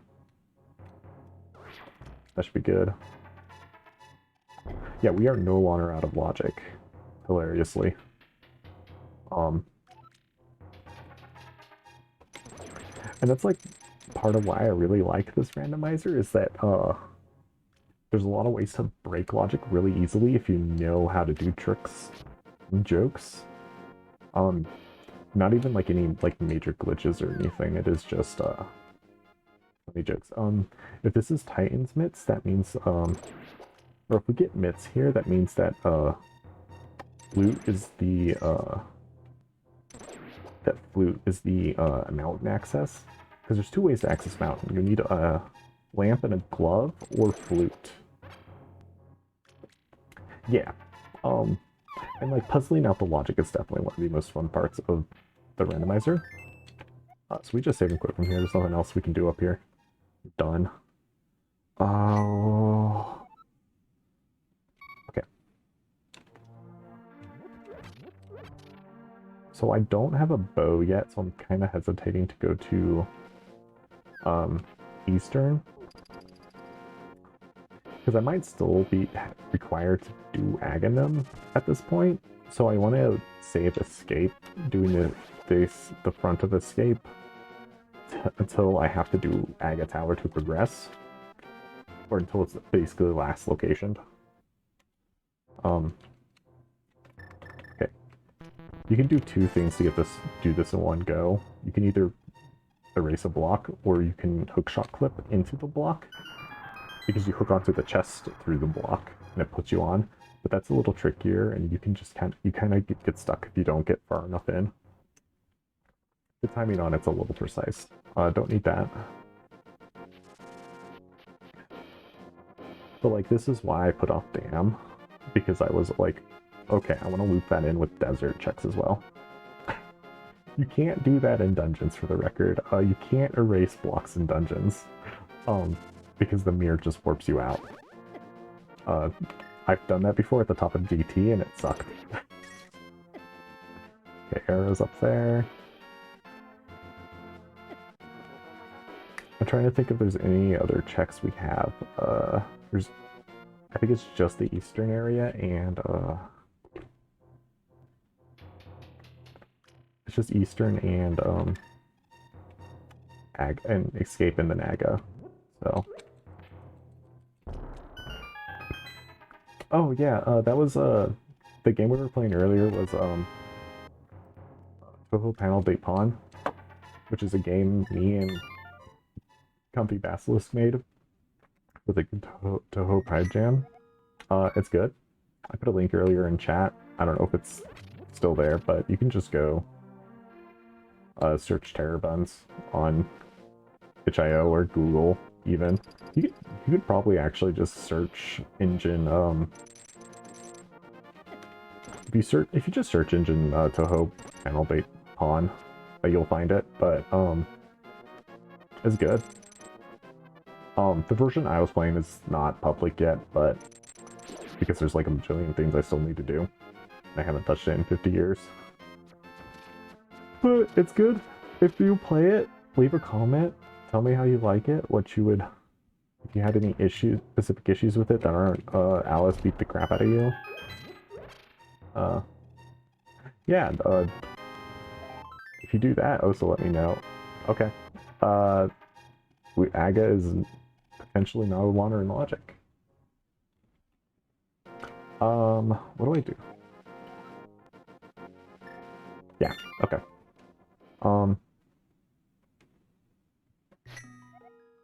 Yeah, Titan Smiths are huge because I can just... Because I also got the Fire Rod as well, I'm going to full heal because we are going into the Dark World. I also forgot we got half magic too, which is going to be really good. What potion did we get? Oh, heck yeah, okay. We're going to go beat Skull Woods real fast. Because it is a crystal that we can do. Kind of a shame we didn't pick up that glove before we went to Death Mountain, because that would have been Hookshot Cave Super Bunny as well as a visual on TR's crystal or tablet requirement. But like that's, you know, that's part of playing rando. It's just being like, could have been optimized. It's an emoji. But like, that's part of the whole deal with playing randos, is you're just kind of adapting as you go. So you have to be very flexible with how you route. I believe most people do Mothula first because you don't need the big key to get to Mothula. That said, we are going to do this room real fast because we have the Cane of Samaria. That room is pretty slow, even if you know the quick way to do it. Because you have to like pull that statue over to that switch. It's very obnoxious. Whereas if you have this Cane of Samaria, you can just be like, no thanks, I will not be doing your puzzle today. Just say no to puzzle solving. Yeah, I mean, I've been talking about wanting to update it for a while, so like, it's don't expect the update anytime soon, but like it is something in the works. It is something that we are eventually going to be doing. I'm gonna pick up this heart.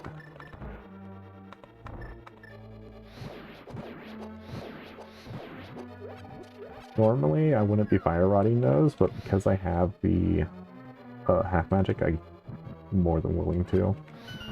I do want to kind of conserve magic a little bit, because I do want to save fire rod shots for Mothula, because Mothula is terrifying it. 6 hearts.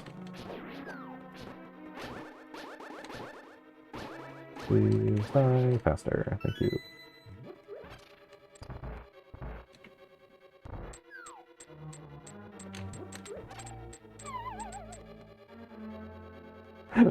Yeah, no, that's more than okay to. The thing with Mothula is if Mothula does not flash, Mothula did not take damage. Why are you not dead yet? There we go. Shoutouts to Tears of the Kingdom spoiler. They put Mothula and Gyarados in Tears of the Kingdom, and they both own.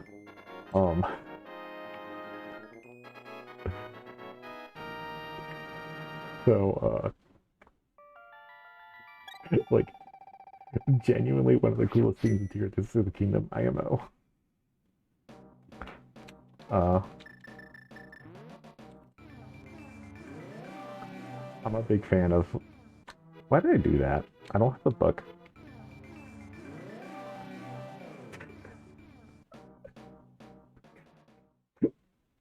Waiting for online dating edition.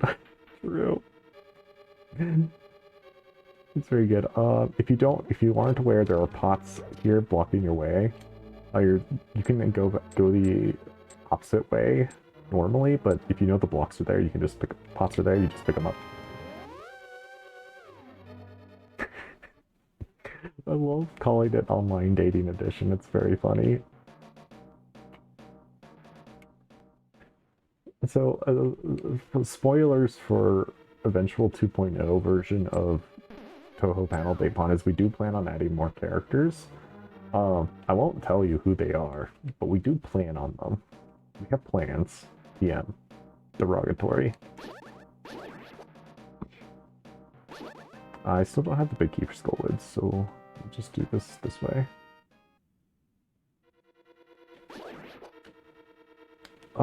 There's still... If I remember correctly...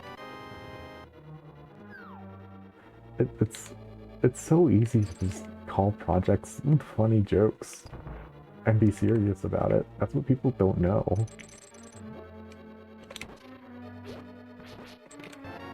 Alright, yeah, okay, I guess... So... Okay, yeah. So the logic there must have been you had to... What you had to do to get Flipper, to get Dark World access, is you had to get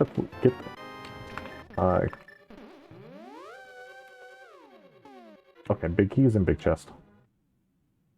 Yeah, so getting the flute there tells me that the logic was like, okay, idiot.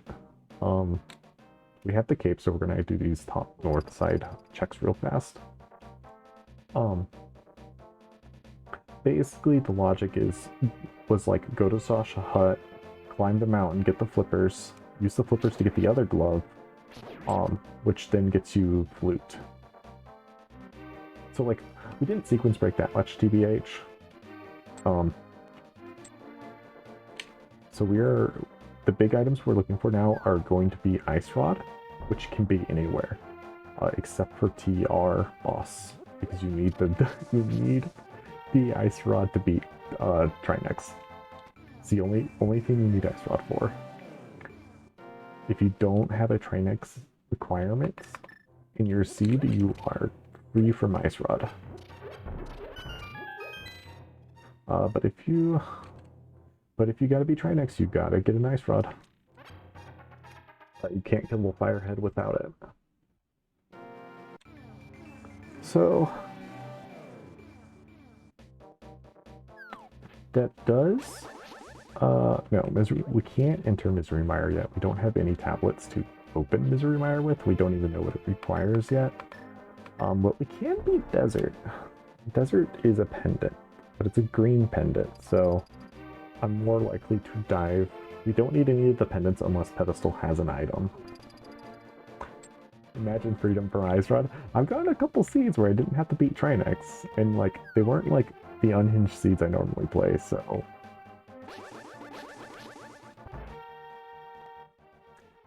Meat Bun is extremely good. Meat Bun, Ominous Tone.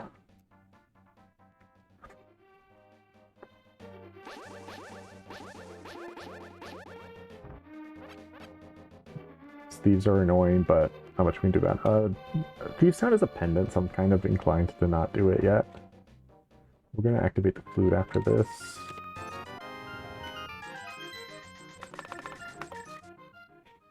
Meat Bun is way more ominous when you have context for the game.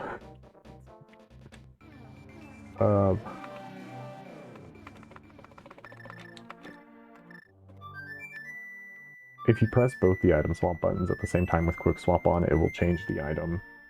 If it's like bottles, loot, shovel, or powder and mushroom. Hello, thank you. Hi, hi, hi, hi, hi.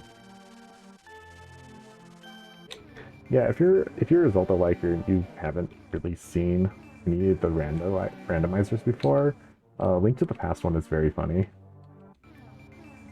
I think it's also probably the best randomizer, but I haven't played like the Ocarina of Time randomizer yet, so who's to say?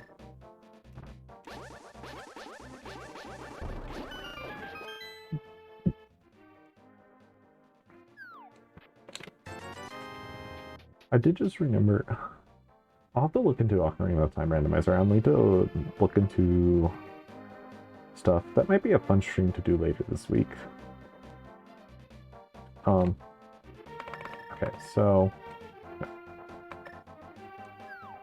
yeah, no, that's fair. Everyone should be sleepy. I have a grave shift job, which is why I'm streaming at, what is it, like 1:30 a.m. So, oh, we're doing this before. Yeah, that's kind of like my issue with Super Metroid, the Super Metroid randomizer too, is it's a lot of walking around. And like, yeah, that Link to the Past has that too, but Link to the Past routing feels a lot more like natural with how you use the mirror specifically. I think that's part of it. Yeah, Dungeon Crawler horror RPG is a genre that really needs more games, TBH. Like specifically first-person dungeon crawlers. We don't have hammer, we don't have powder, so I can't do magic bat or hammer pegs, which kind of sucks, but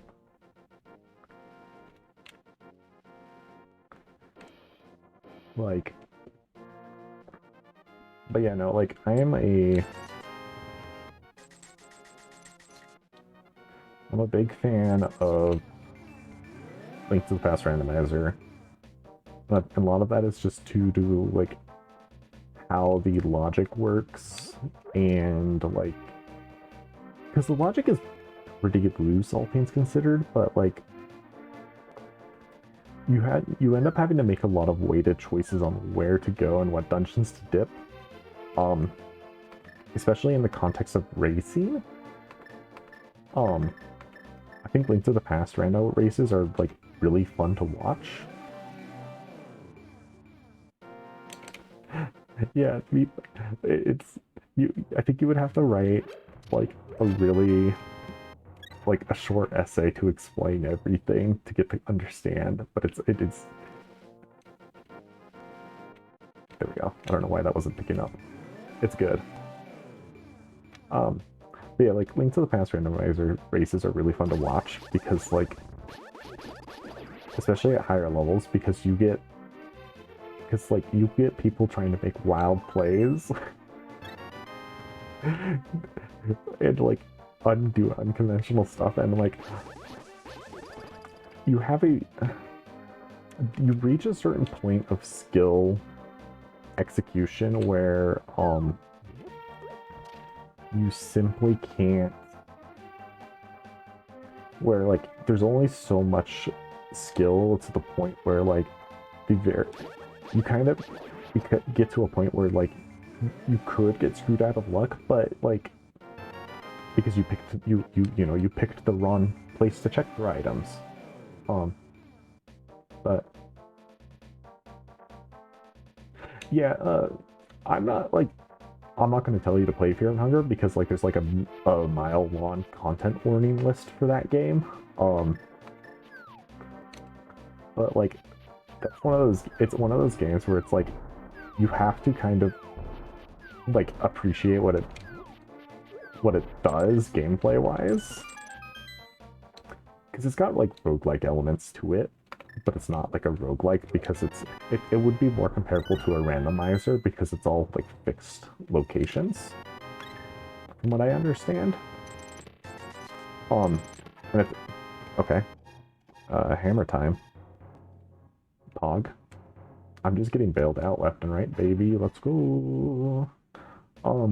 So the nice thing about this route that we're currently doing, I did isolate hammer pegs, which does suck, but oh, we can. What we can do is grab Pyramid and then mirror into the back of Escape and grab those real fast while we're there. Hammer also means that if we do end up feeling like we need to dip Thieves Town, we can actually full clear it without leaving the big chest behind if it contains an item.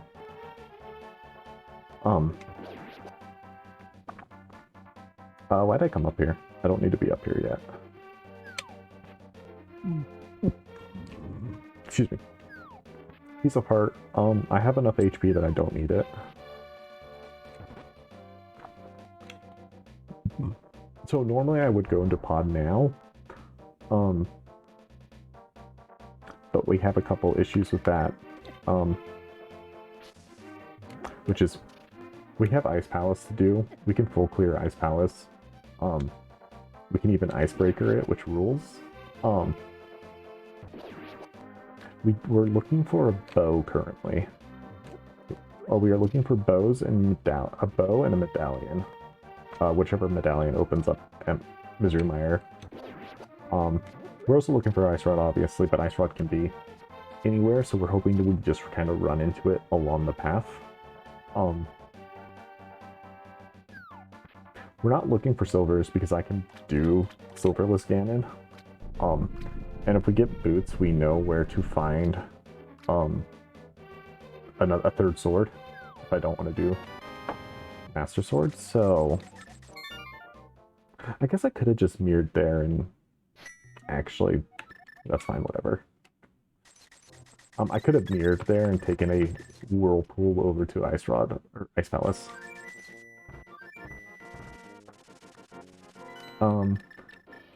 We also have Dark Death Mountain to do too.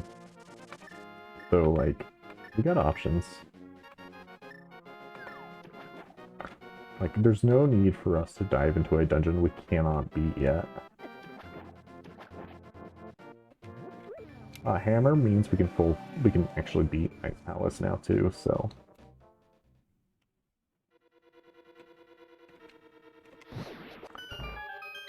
Oh, doing Ice Palace the vanilla way sucks because I don't know how to do a Pacific bomb jump that makes it easier to do. Well, faster. Because it's a very precise bomb jump, and it sucks. There's an even more precise bomb jump you can do further into Ice Palace. It sucks. But we're not gonna do that. Now that all said, I might still be required to do Ice Palace. No, because I can get a small key. Oh, so we just got one. Cool. So if you do Icebreaker, you do need a small key. If you don't have the hammer, you'll be forced to do Ice Palace the normal way to get all of the checks in it. Due to needing a small key to get through this side.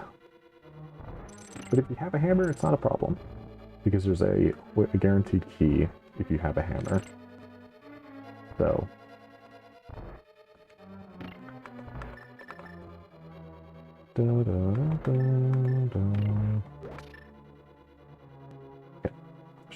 Okay, Icebreaker. You line up to here. Hold down right. You know you have it if you hold down right. Let go when you're holding down to place a block. You need to tap left for a single frame. I don't think I got it there. Yeah. You'll know you have it if you press up and you face to the right instead of up.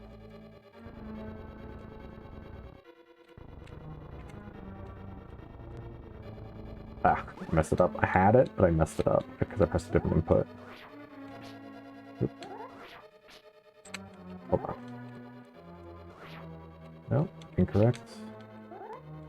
I can link you guides if you're ever interested in picking up Link to the Past rando for these clips. But yeah, Icebreaker is pretty free once you understand what the pixel alignments are, because the way you come out of the door aligns you perfectly to do the trick. So you just need to line yourself up horizontally. And there's like buffering tricks you can do to make it easier to do stuff, but I don't use them because moving my thumb to hit the buffer button is hit the pause and select buttons is too much effort for me. So yeah, if you don't get that small key from there, you can't go further that way.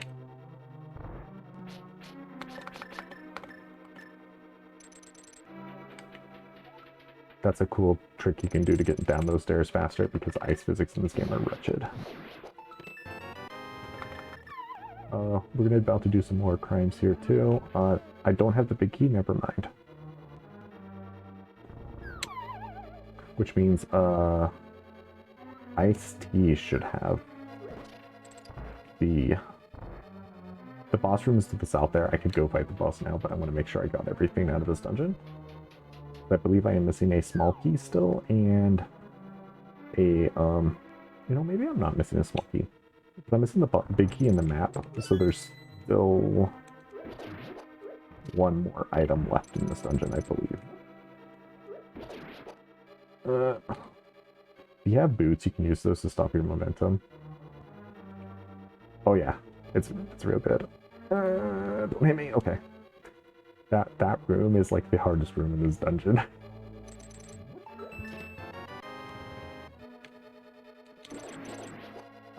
Yes, we go up this way because we need to drop back down into the big chest room. But yeah, those barriers are hookshotable.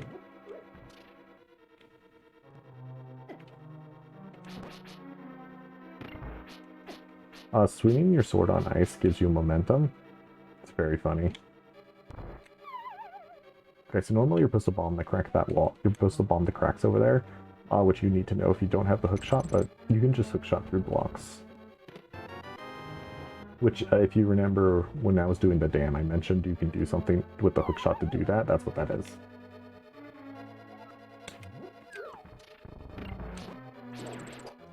I do have a blue potion. So actually what we're going to do here... I don't have magic powder. Okay. I don't need... yeah, so if you do not have half magic, you need to have a full... If you do not have half magic in bombos, or bombos, you need a full magic bar to break the ice on a cold stair with fire rod. With half magic, it's not a big deal. You need way less. But you need, because you need 8 shots to break this ice. 2, 3, 4, 5, 6, 8.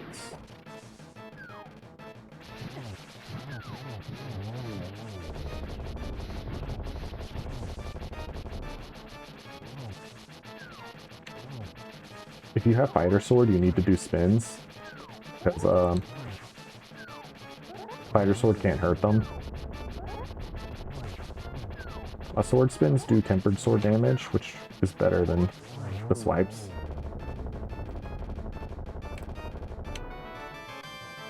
But I think I did that pretty cleanly otherwise. That was a pretty good gold there fight. I've been getting a lot better at fighting some of these bosses.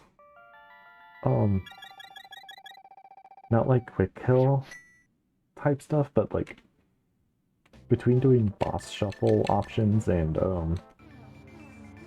just doing regular seeds, because I've just been getting a lot better at fighting specific Dark World bosses at low HP and stuff.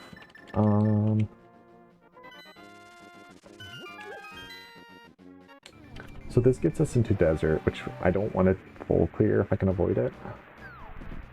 But there's potential for items in there, so I will go in. We need to find Quake.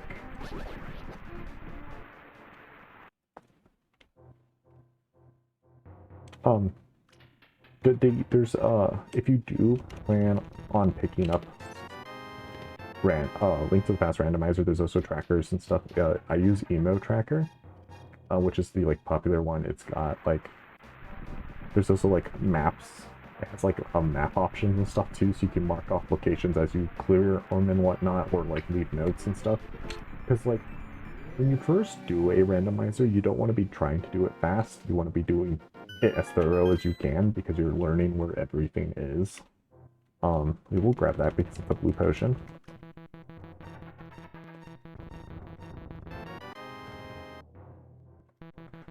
That beep is when you can't use an item. So when you press it and while you're pushing a block, it will just erase it with the mirror. Only the mirror does this. This should be good. Perfect. We're going to grab the small key here. This is not in logic. If the small key for the two item chests in desert are, if the small key is on the torch, that means I need boots to get him. So if I steal that key, that means I can grab whatever's over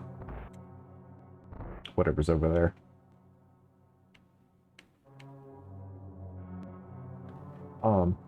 That's a trick for key sanity, is you save scum this small key.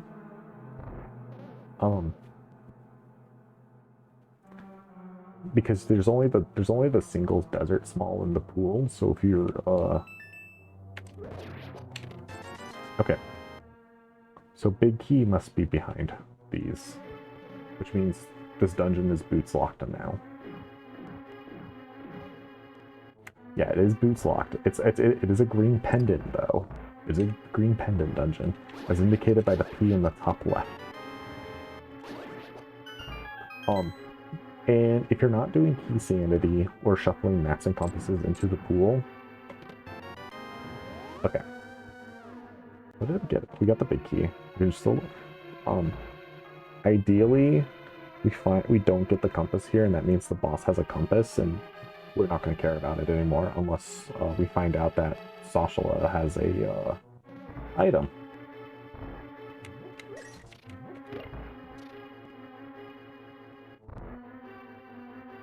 Okay, we're done. Desert has nothing for us. Okay, so we're gonna do Dark Death Mountain.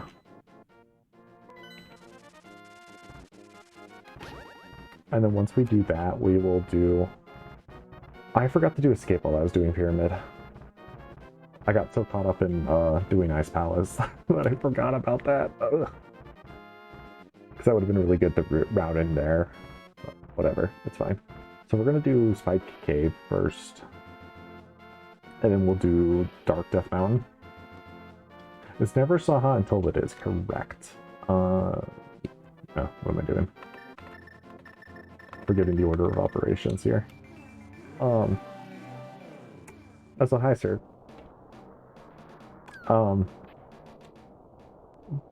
But yeah, like,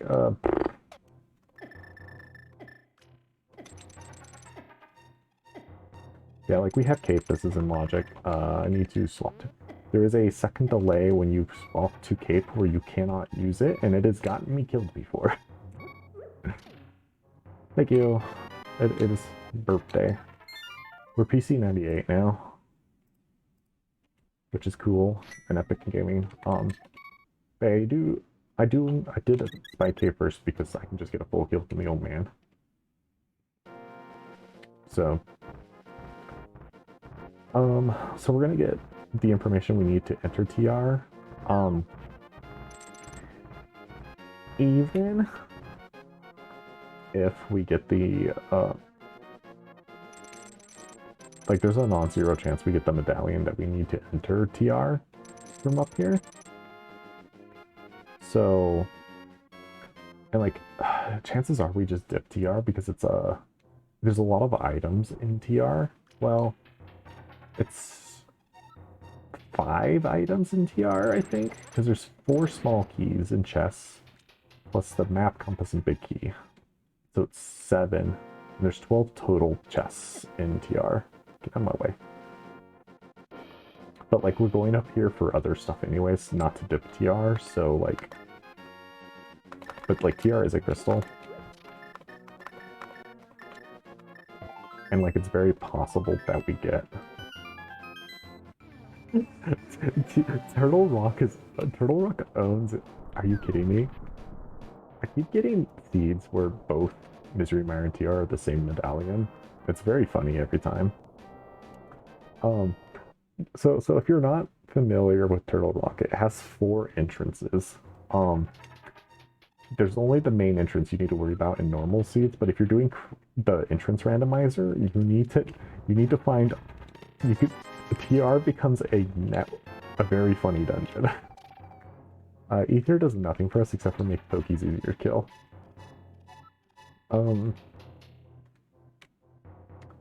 But like, TR, Desert, and Hyrule Castle become essentially hubs in Entrance Randomizer, and it kind of owns. I like cross keys a lot. It's a very fun way to play the game.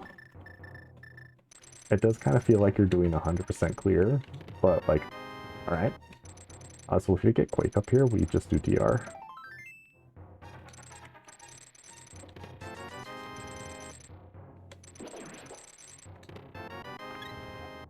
Unfortunately, not the case.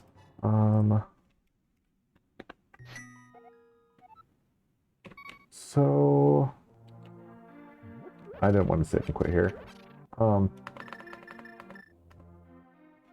Yeah,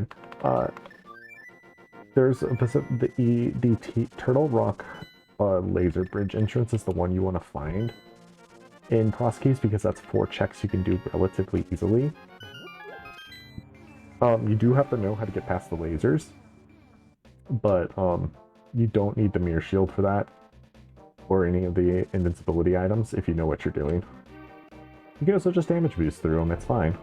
It's fine and allowed. Okay. So currently we're looking for Quake. For Go mode, we are looking for Quake and a bow. Because we need bow to beat both Eastern and Pod. But, worst case scenario is the bow is just locked behind pedestal, which is possible. Not likely, but it is possible. Because it could put one bow in GT and the other bow in on pedestal. I had a seed recently that I linked in a server for jokes, because what you had to do in that seed to beat it, you had to dip a swamp palace you couldn't beat get the boots, climb Dark Death Mountain. No, okay, no, hold on. I want to do this a very specific way. Go through here. But yeah, so you had to get boots out of an uncompletable crystal swamp that you need to beat. Get Cane of Samaria from Hookshot Cave, because there's a single check you can do in Hookshot Cave that you can do with boots. And then with that Cane of Samaria, you beat all the pedestal dungeons to get Hookshot off the pedestal. It sucks so much, because the worst part was you needed the Cane of Samaria to beat TR. Oh, I don't have a key for that, I'm dumb.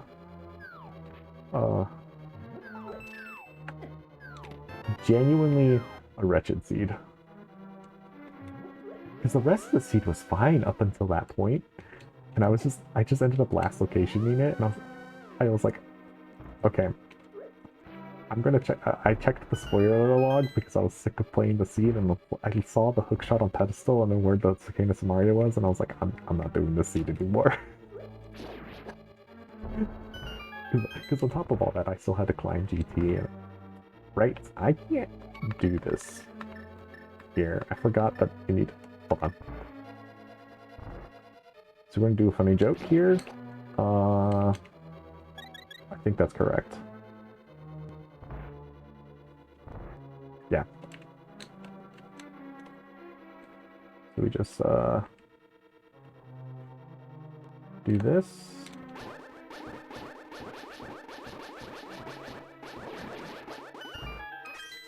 That's a potion clip. That's allowed. That's allowed in most tournaments. You skip. You use a potion right as you get to a certain point. Yeah, thanks. Thanks for stopping by. Oh. First of all, very funny. Thank you. Thank you for stopping by. Sleep well. So that bow is bow locked. That is not an in-logic bow. The randomizer was like, it's your birthday. You did a funny little trick. You know, here's a funny little treat for you. I'm like, thank you. Ooh. Anyways, you need a potion to do that glitch, but it basically lets you scroll in the red mimic off screen because you can't kill red mimics without the bow. Yeah, I wanted to bomb that wall. That's fine. We'll do this side first. No, we won't, because I don't have the big key. Yeah. But basically that tells me that the bow is somewhere else. Could be in this dungeon still, for the record. This is probably a small key. No, it's the key, cool. We're hoping to not find the map or compass here. Because if I don't find either, that means the single check I left is not, dang it. Unfortunately, we have to go back and do that check. Oh. I think if I don't get a small key from the next 3 checks, we're fine. So Palace of Darkness has the most small keys in chest at 6. So you need all 6. The game considers needing all 6 to do this room, the boss, and then one other room. Unless you get like a specific key kind of logic type situation. It's weird. The key logic is more useful for is only useful for keeping track of what you're getting in a dungeon. You don't do unnecessary checks. Okay. So there is a small key in that specific check, so what we will do from here is we'll just go back, well, just mirror. We can just go straight to the boss now, because the boss will have the map. Yeah. the vanilla big chest key, or the vanilla big key chest, that chest right there is going to be a small key, according to the logic. It's funny, that's what I mean by like Link to the Past logic is kind of fun to work out, because there's stuff like that, like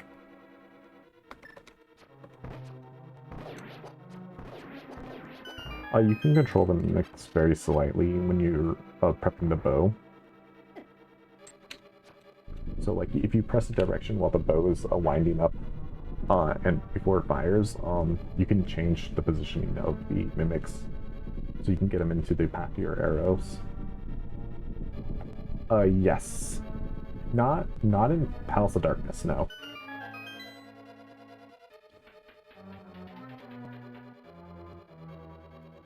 I can't believe that the auto mod flagged Armos. Apparently that is a apparently that's a slur. I think I've heard it come up before, like once.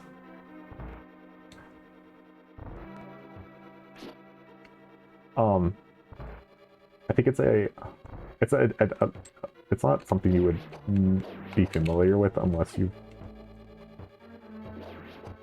like are familiar with it. Where'd you go? It takes 2 Master Sword swings to kill those, so it's better to use the hammer in most cases because the swing hitting them with the sword just sends them flying.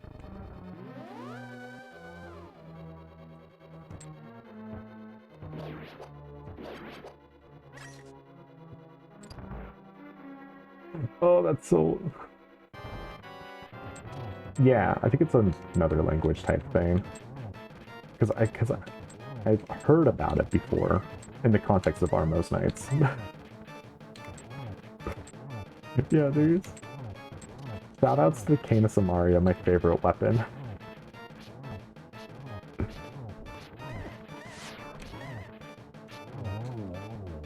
If you have silvers, you can just one-shot Helmasaur King. They should put Helmasaur in Tears of the Kingdom, TBH.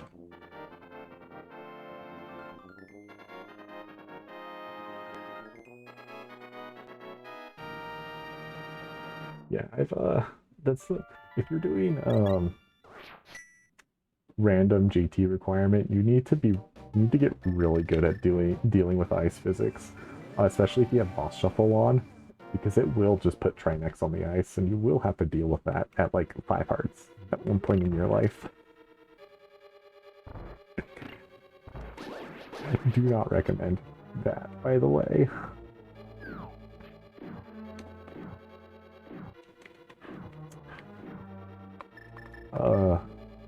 But yeah, getting that bow out of logic is good? Question mark? But we still need the Quake Medallion. Normally you would jump off there and go back up the middle, if you don't have boots. I don't really care. I don't like dealing with the cannonballs, so I just take the long route. Because, like, I'm not racing anyone, so I don't particularly care.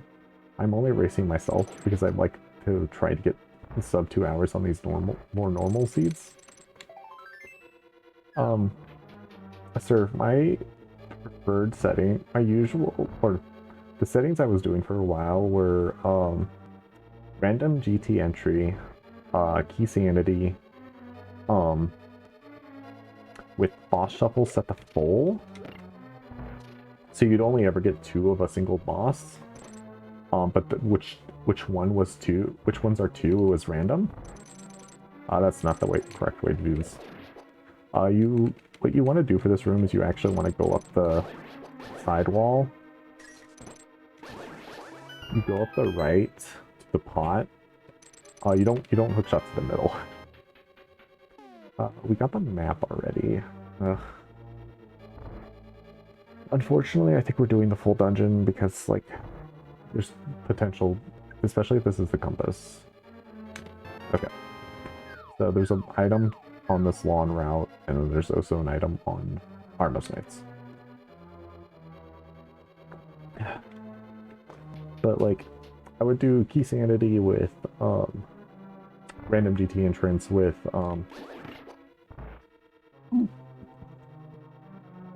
the boss shuffle on, and like I could get the, I've gotten 1 seed doing those settings at exactly 2 hours. But I think it's a pretty fun setting type, because it, having the boss shuffle on makes having compasses so much more valuable, because it lets you check what the boss is. True. I think my favorite low stat fight I've done is a 4, I think it was 4 hearts Helmosaur at the top of Tower of Hera that was required because Helmosaur dropped Moon Pearl. So I literally could not do anything until I beat that. And it was all bombs. It was no hammer. There was no hammer.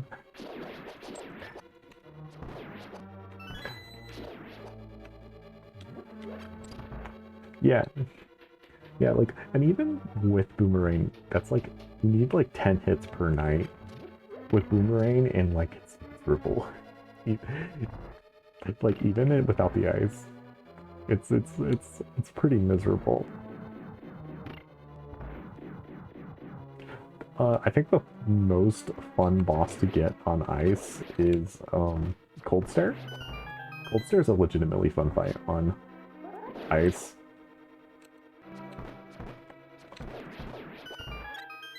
Sick, got the quick kill. Dun, dun, dun, dun. I don't know how to do the quick kill on Arma's Knights.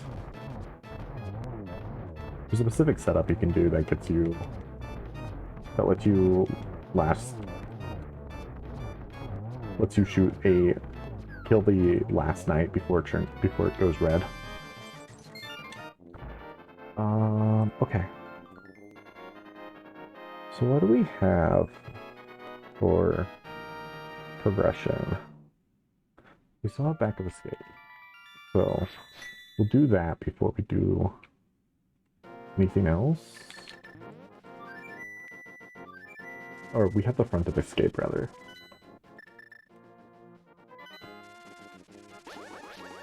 At which point, I think we do Swamp, because I can... Swamp has more items, because it only has 1 small key in a chest, and that's the first chest. And, like, with Specky Clip and, Diaper Down, it's a relatively fast dungeon to do if you get those tricks pretty quickly.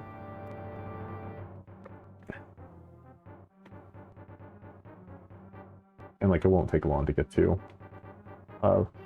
If that somehow doesn't pan out, then we go to Thieves Town. If that doesn't pan out somehow, then, I don't know what we do from there. Red Boomerang's nice. Before Fast ROM was introduced, you wouldn't want the Red Boomerang because it lags more. But with Fast ROM, a lot of the stuff that would lag the game is no longer, like, detrimental, so to speak. So now, like, Mirror Shield's actually kind of nice to get. Not required, but, you know. Now, that said, Red Boomerang is better than no Boomerang.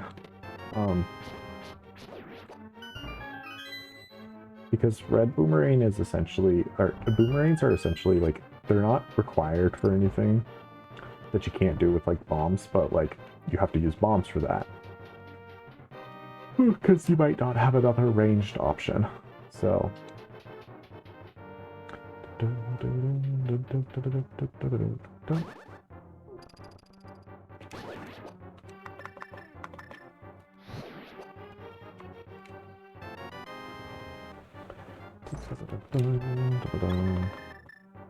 Okay.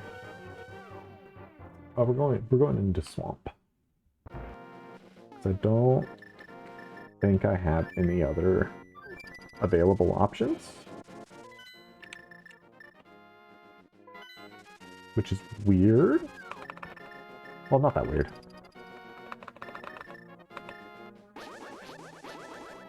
So we only need Quake to go mode, but we might still need boots because the GT big might be on the torch in GT. Boots would also open up other checks as well.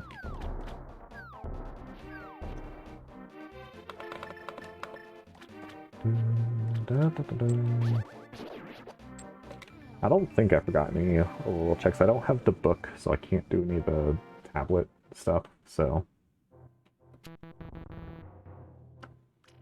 But, like, I think we got, like, probably another 30 minutes in this seat of tops.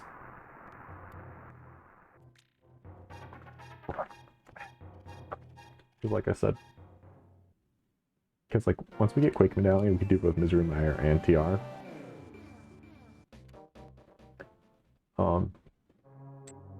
If we get boots, we can get us another sword as well.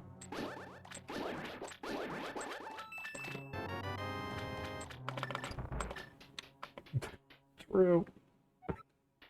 It sounds like any Yu-Gi-Oh card player, too.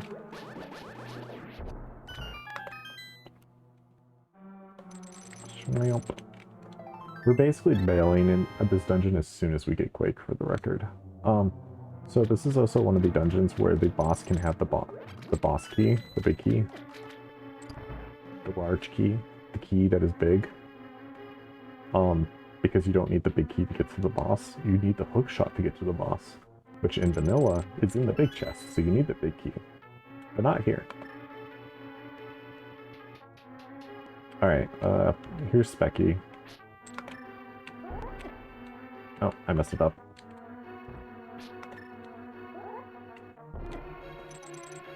You need to be not pressing a direction when you get hit. Because if you're pressing the direction as soon as your hit animation ends, you will be displaced. I can't do the clip. But yeah, getting Canis Maria and Hookshot early means you can do a lot of the cool clips. So it's always fun to find them early. Canis Maria is also just a very funny weapon. True.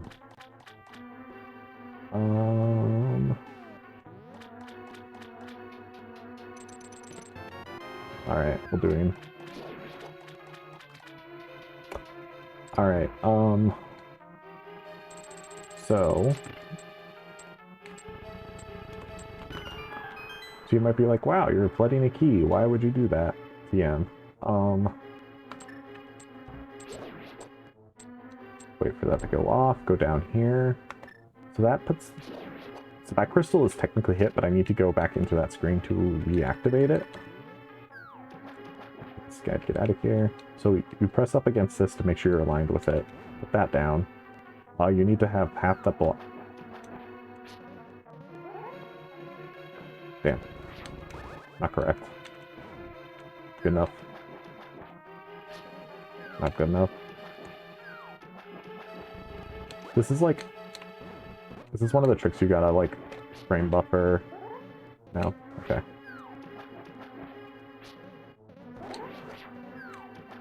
You gotta, like, clip yourself into the block. I think I have that misaligned. Damn. The Calder gain of cheating correct. So you hold down right. Get out of here. Just like that. There we go. You have to hold down right into, you do down right into right, for like a single frame after you jump out of the water. And that will clips you down here. And then you pulled your sword out, and you hold up right, push yourself further in. We'll be doing it again later in the dungeon. But, like, it's not too difficult once you understand how it works. And you can do it with a bomb as well. Same general idea, you just have to know where to place the bomb. It's kind of funny how much bombs let you break stuff in the game. But, like, It's not like... Alrighty, I guess we just leave now.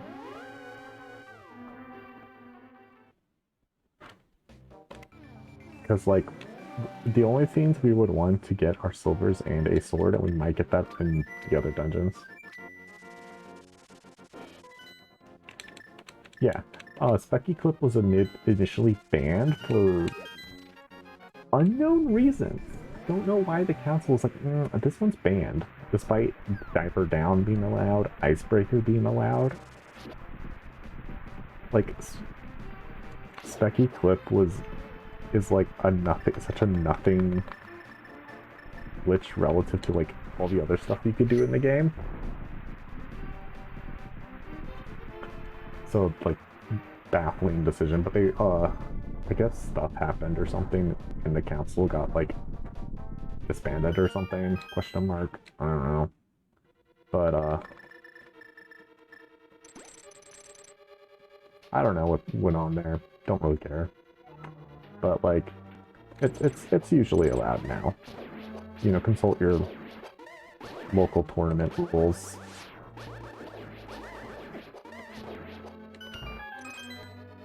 That yeah, competitive cross keys is very funny. Like, not even as like, it's just like concept in general. It's like, if you're fast, cross keys takes under, like, it takes around 2.5 hours, I think. And that's if you're fast. And that also completely depends on, like, yeah. Yeah, that's kind of how I feel about most competitive scenes in general. Linked to the Fast Randomizer especially, though.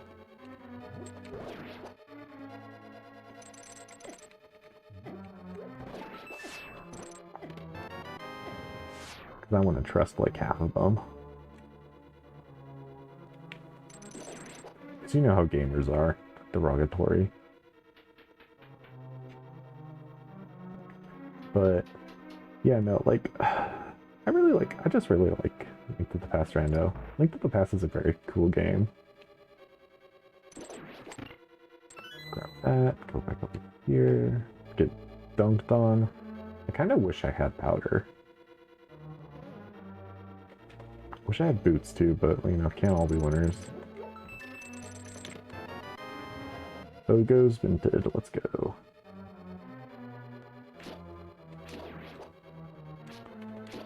I don't recommend doing this room, by the way. It sucks.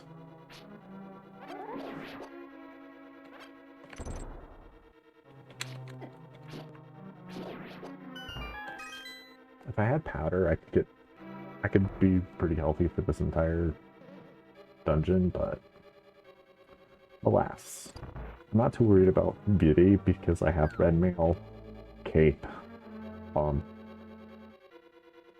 and a bow. So it's not like... Yeah, so that carries a lot of implications. Thieves Town could have a bow, Swamp Cat could have a bow. Yeah, like, I could have just abandoned getting silvers. Yeah, actually, now that I've mentioned that, like, that means I'm doing the seed silverless, regardless of what level sword I get, because we're not going to go get the other. Well, we could find silvers in, Misery Mire or TR, because we got the Quaken Swamp, which isn't bow locked at all. So, yeah, so the bow, the reason why the bow was locked there was because, in normal settings, the bow is progressive, so you get the regular bow first and then you get silvers. It's yeah, because you need both bows to, true, I forgot how that worked. Okay.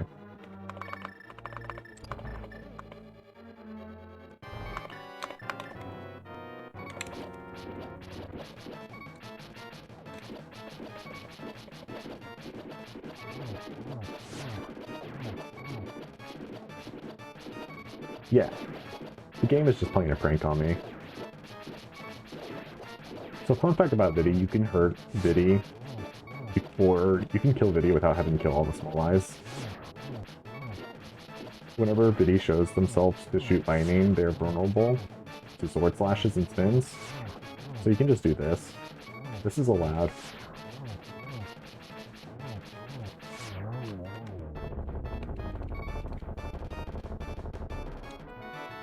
Very cool. Very cool, very funny.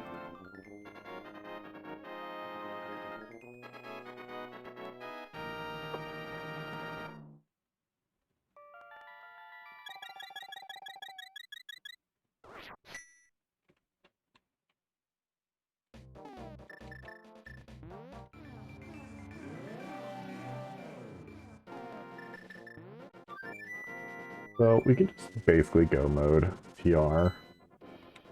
Which doesn't mean much, it basically just means we can skip the laser bridge. But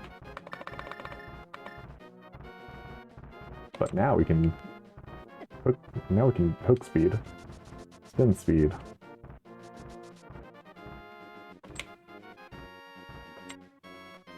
If you dash in hookshot on stairs at the exact same time, or something to that effect, it gives you boosted speed when you get off the stairs. You can't slash during it, but you can use items. But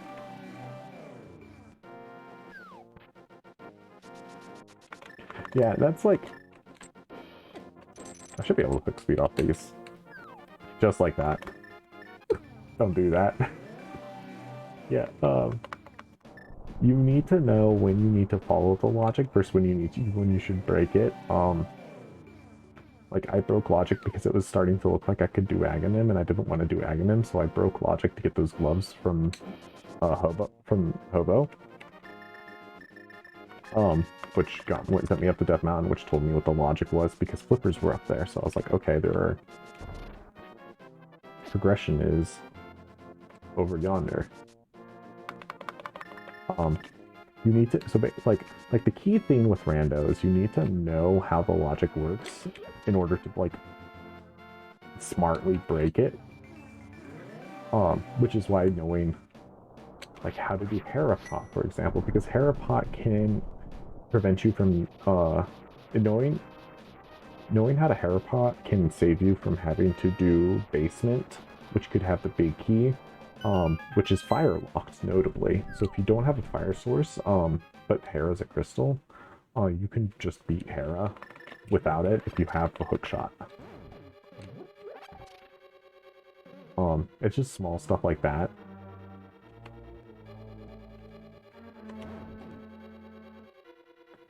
Just, you know, stuff to know.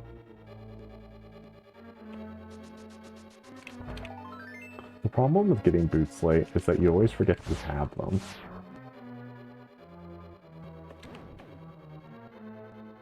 Normally you do the right side first, but I forgot. I was like, yeah. Yeah, if you're racing, you learn how to do all the really dangerous stuff if you want to win. Damn it. I've only managed to be able to do the side hook shot off that like once or twice. It's tricky. Let me through. I'm taking way too much damage for someone who doesn't have Master.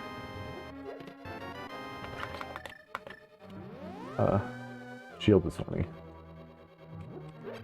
A shield functionally does nothing for me at this point.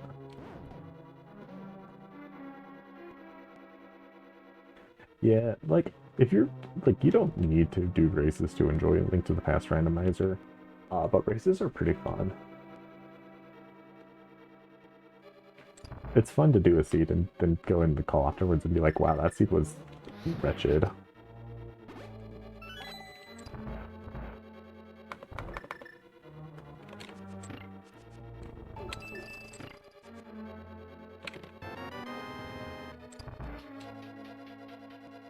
That was a really friendly chain shops room.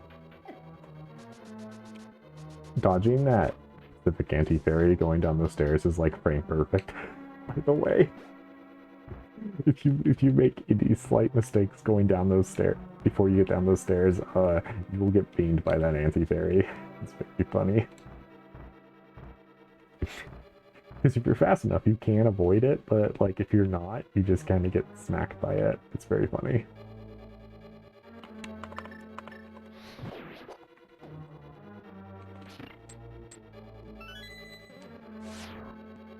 Important thing for key sanity is knowing that you can steal that key to get further into the dungeon.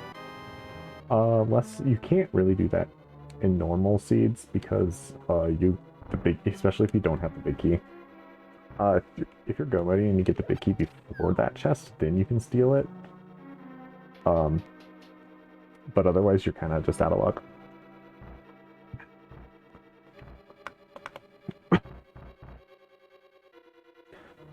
I do wish I had magic powder though. But like we have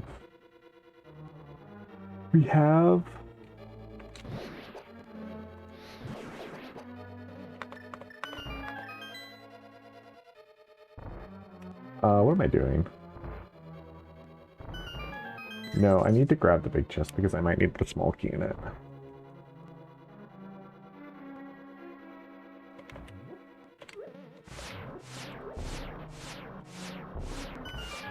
Shoutouts to this bomb wall. For whatever reason, I keep bouncing bombs off it.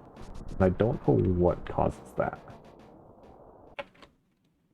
I figure it just ate my input. Cool. Very cool, very funny. But yeah, if you're like too low when you throw the bomb, it bounces off the wall there for some reason. Certain breakable walls you can just bounce into. It's very cool. Very epic. Love it. Okay, Laser Bridge has a key.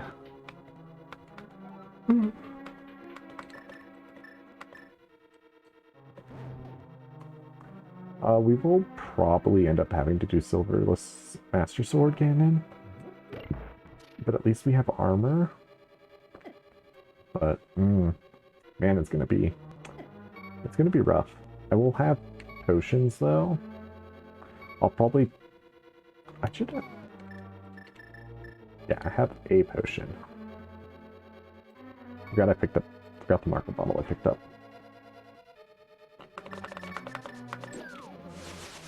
We are going to get every chest in this room to fish for, stuff.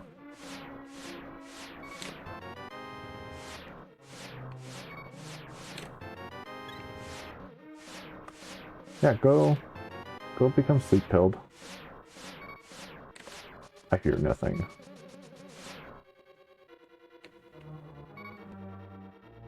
I say as if I'm not going to immediately die in this room or something. Yeah, thanks for stopping by. Sleep well. Become sleepy baby. Or whatever.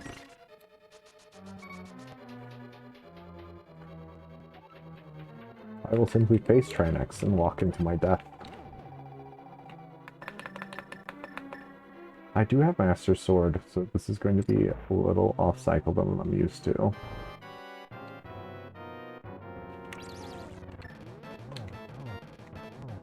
Three, 1, 2. Dang it. Yep. If you have Tempered Sword, that works. No, I have a B. Oh, this is immediately dangerous. We are using that potion.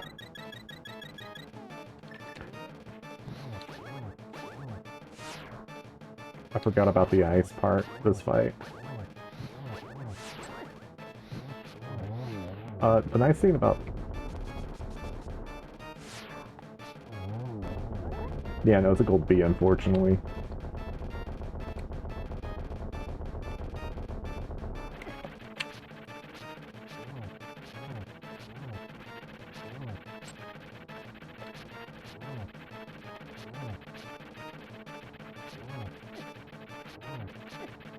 Stop that. Forgot to mark Misery Mire. Did you know the bees hurt Mothula? They don't do much because of the spike glitch with Mothula, but it's very funny. They will bully Mothula. It is in fact very funny, IMO.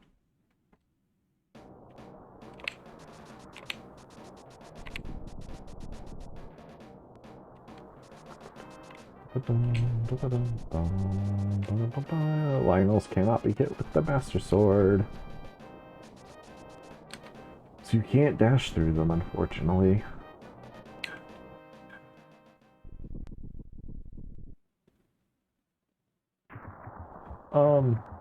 So bees being useful as a weapon is extremely good for boss shuffle specifically, because you can get some really nasty bosses that you can't otherwise beat. But if you have the I was gonna check the torch and I was like, actually, man, thank you. Very funny.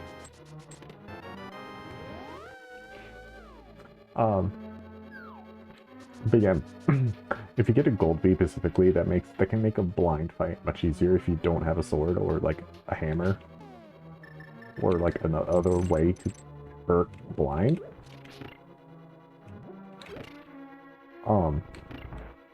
It's not like in logic necessarily, but like the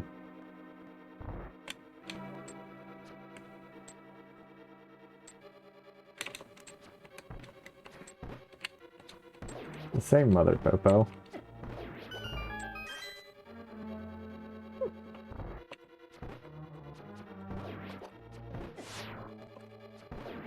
Bada bing, bada boom. Yeah, Mother Popo is so funny. You gotta know about Mother Popo. But yeah, bees are never like required by the logic in this game, but like you can sure use them. If you get a bee for before Moldrum Cave, you can use it there. You take that fall there purposely to just dash through that room.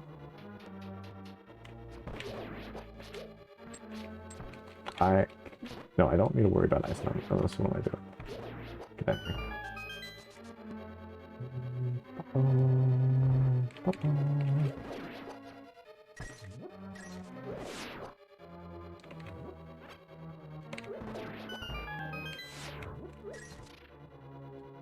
These rooms are, these kill enemy rooms are like, the first part of the gauntlet is like the hardest part of GT, I think.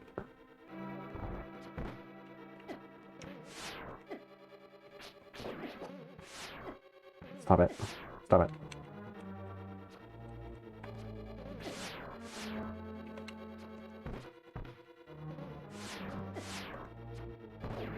There we go. That was miserable.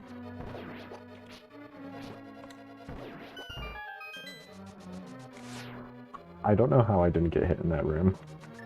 We'll take it. Pull up a fire rod here.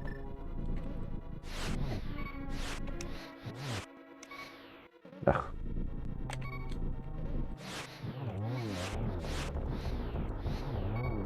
Okay. Take that, I guess. Cool. Not great on how much magic I used there, but it's fine. We should have enough. We have enough for the rest of these rooms.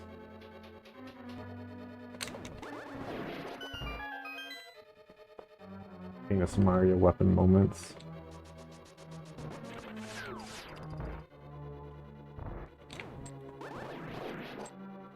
You can fast clear this room in a single cycle, but it's really tricky to pull off and not very safe. So we're not doing that.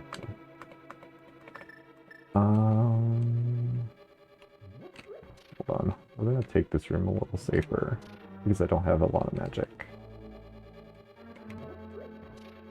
I will be getting a magic refill after this room, but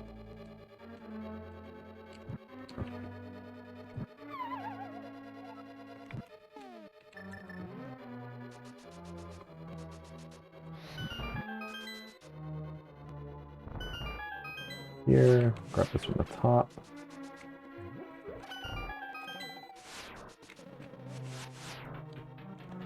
Okay, I don't have another blue potion, so I do need to be a little careful.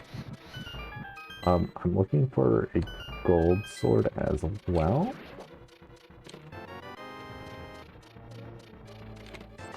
And I do need to kill this guy.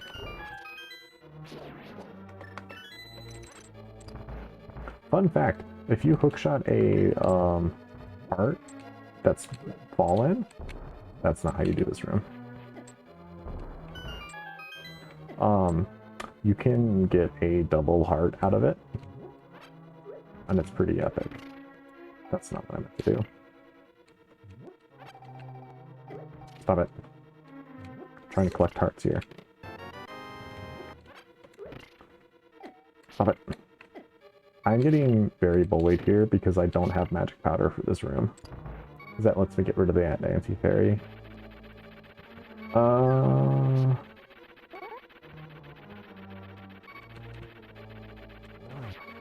Sword. So if you're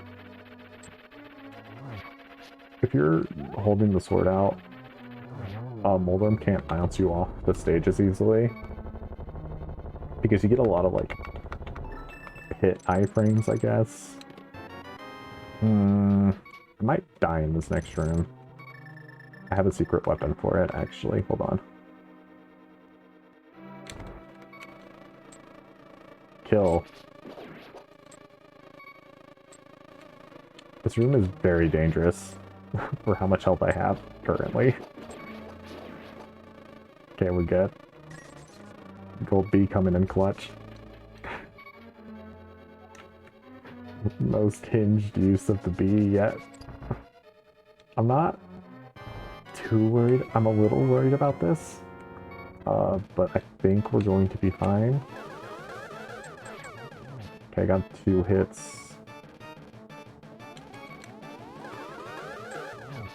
Got 1 hit there, but I got hit, which is not great. That was... They're already super desynced. Okay. 4?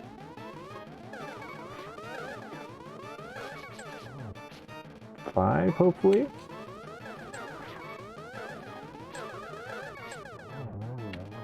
Oh, that was the scariest Aga 2 fight I've seen.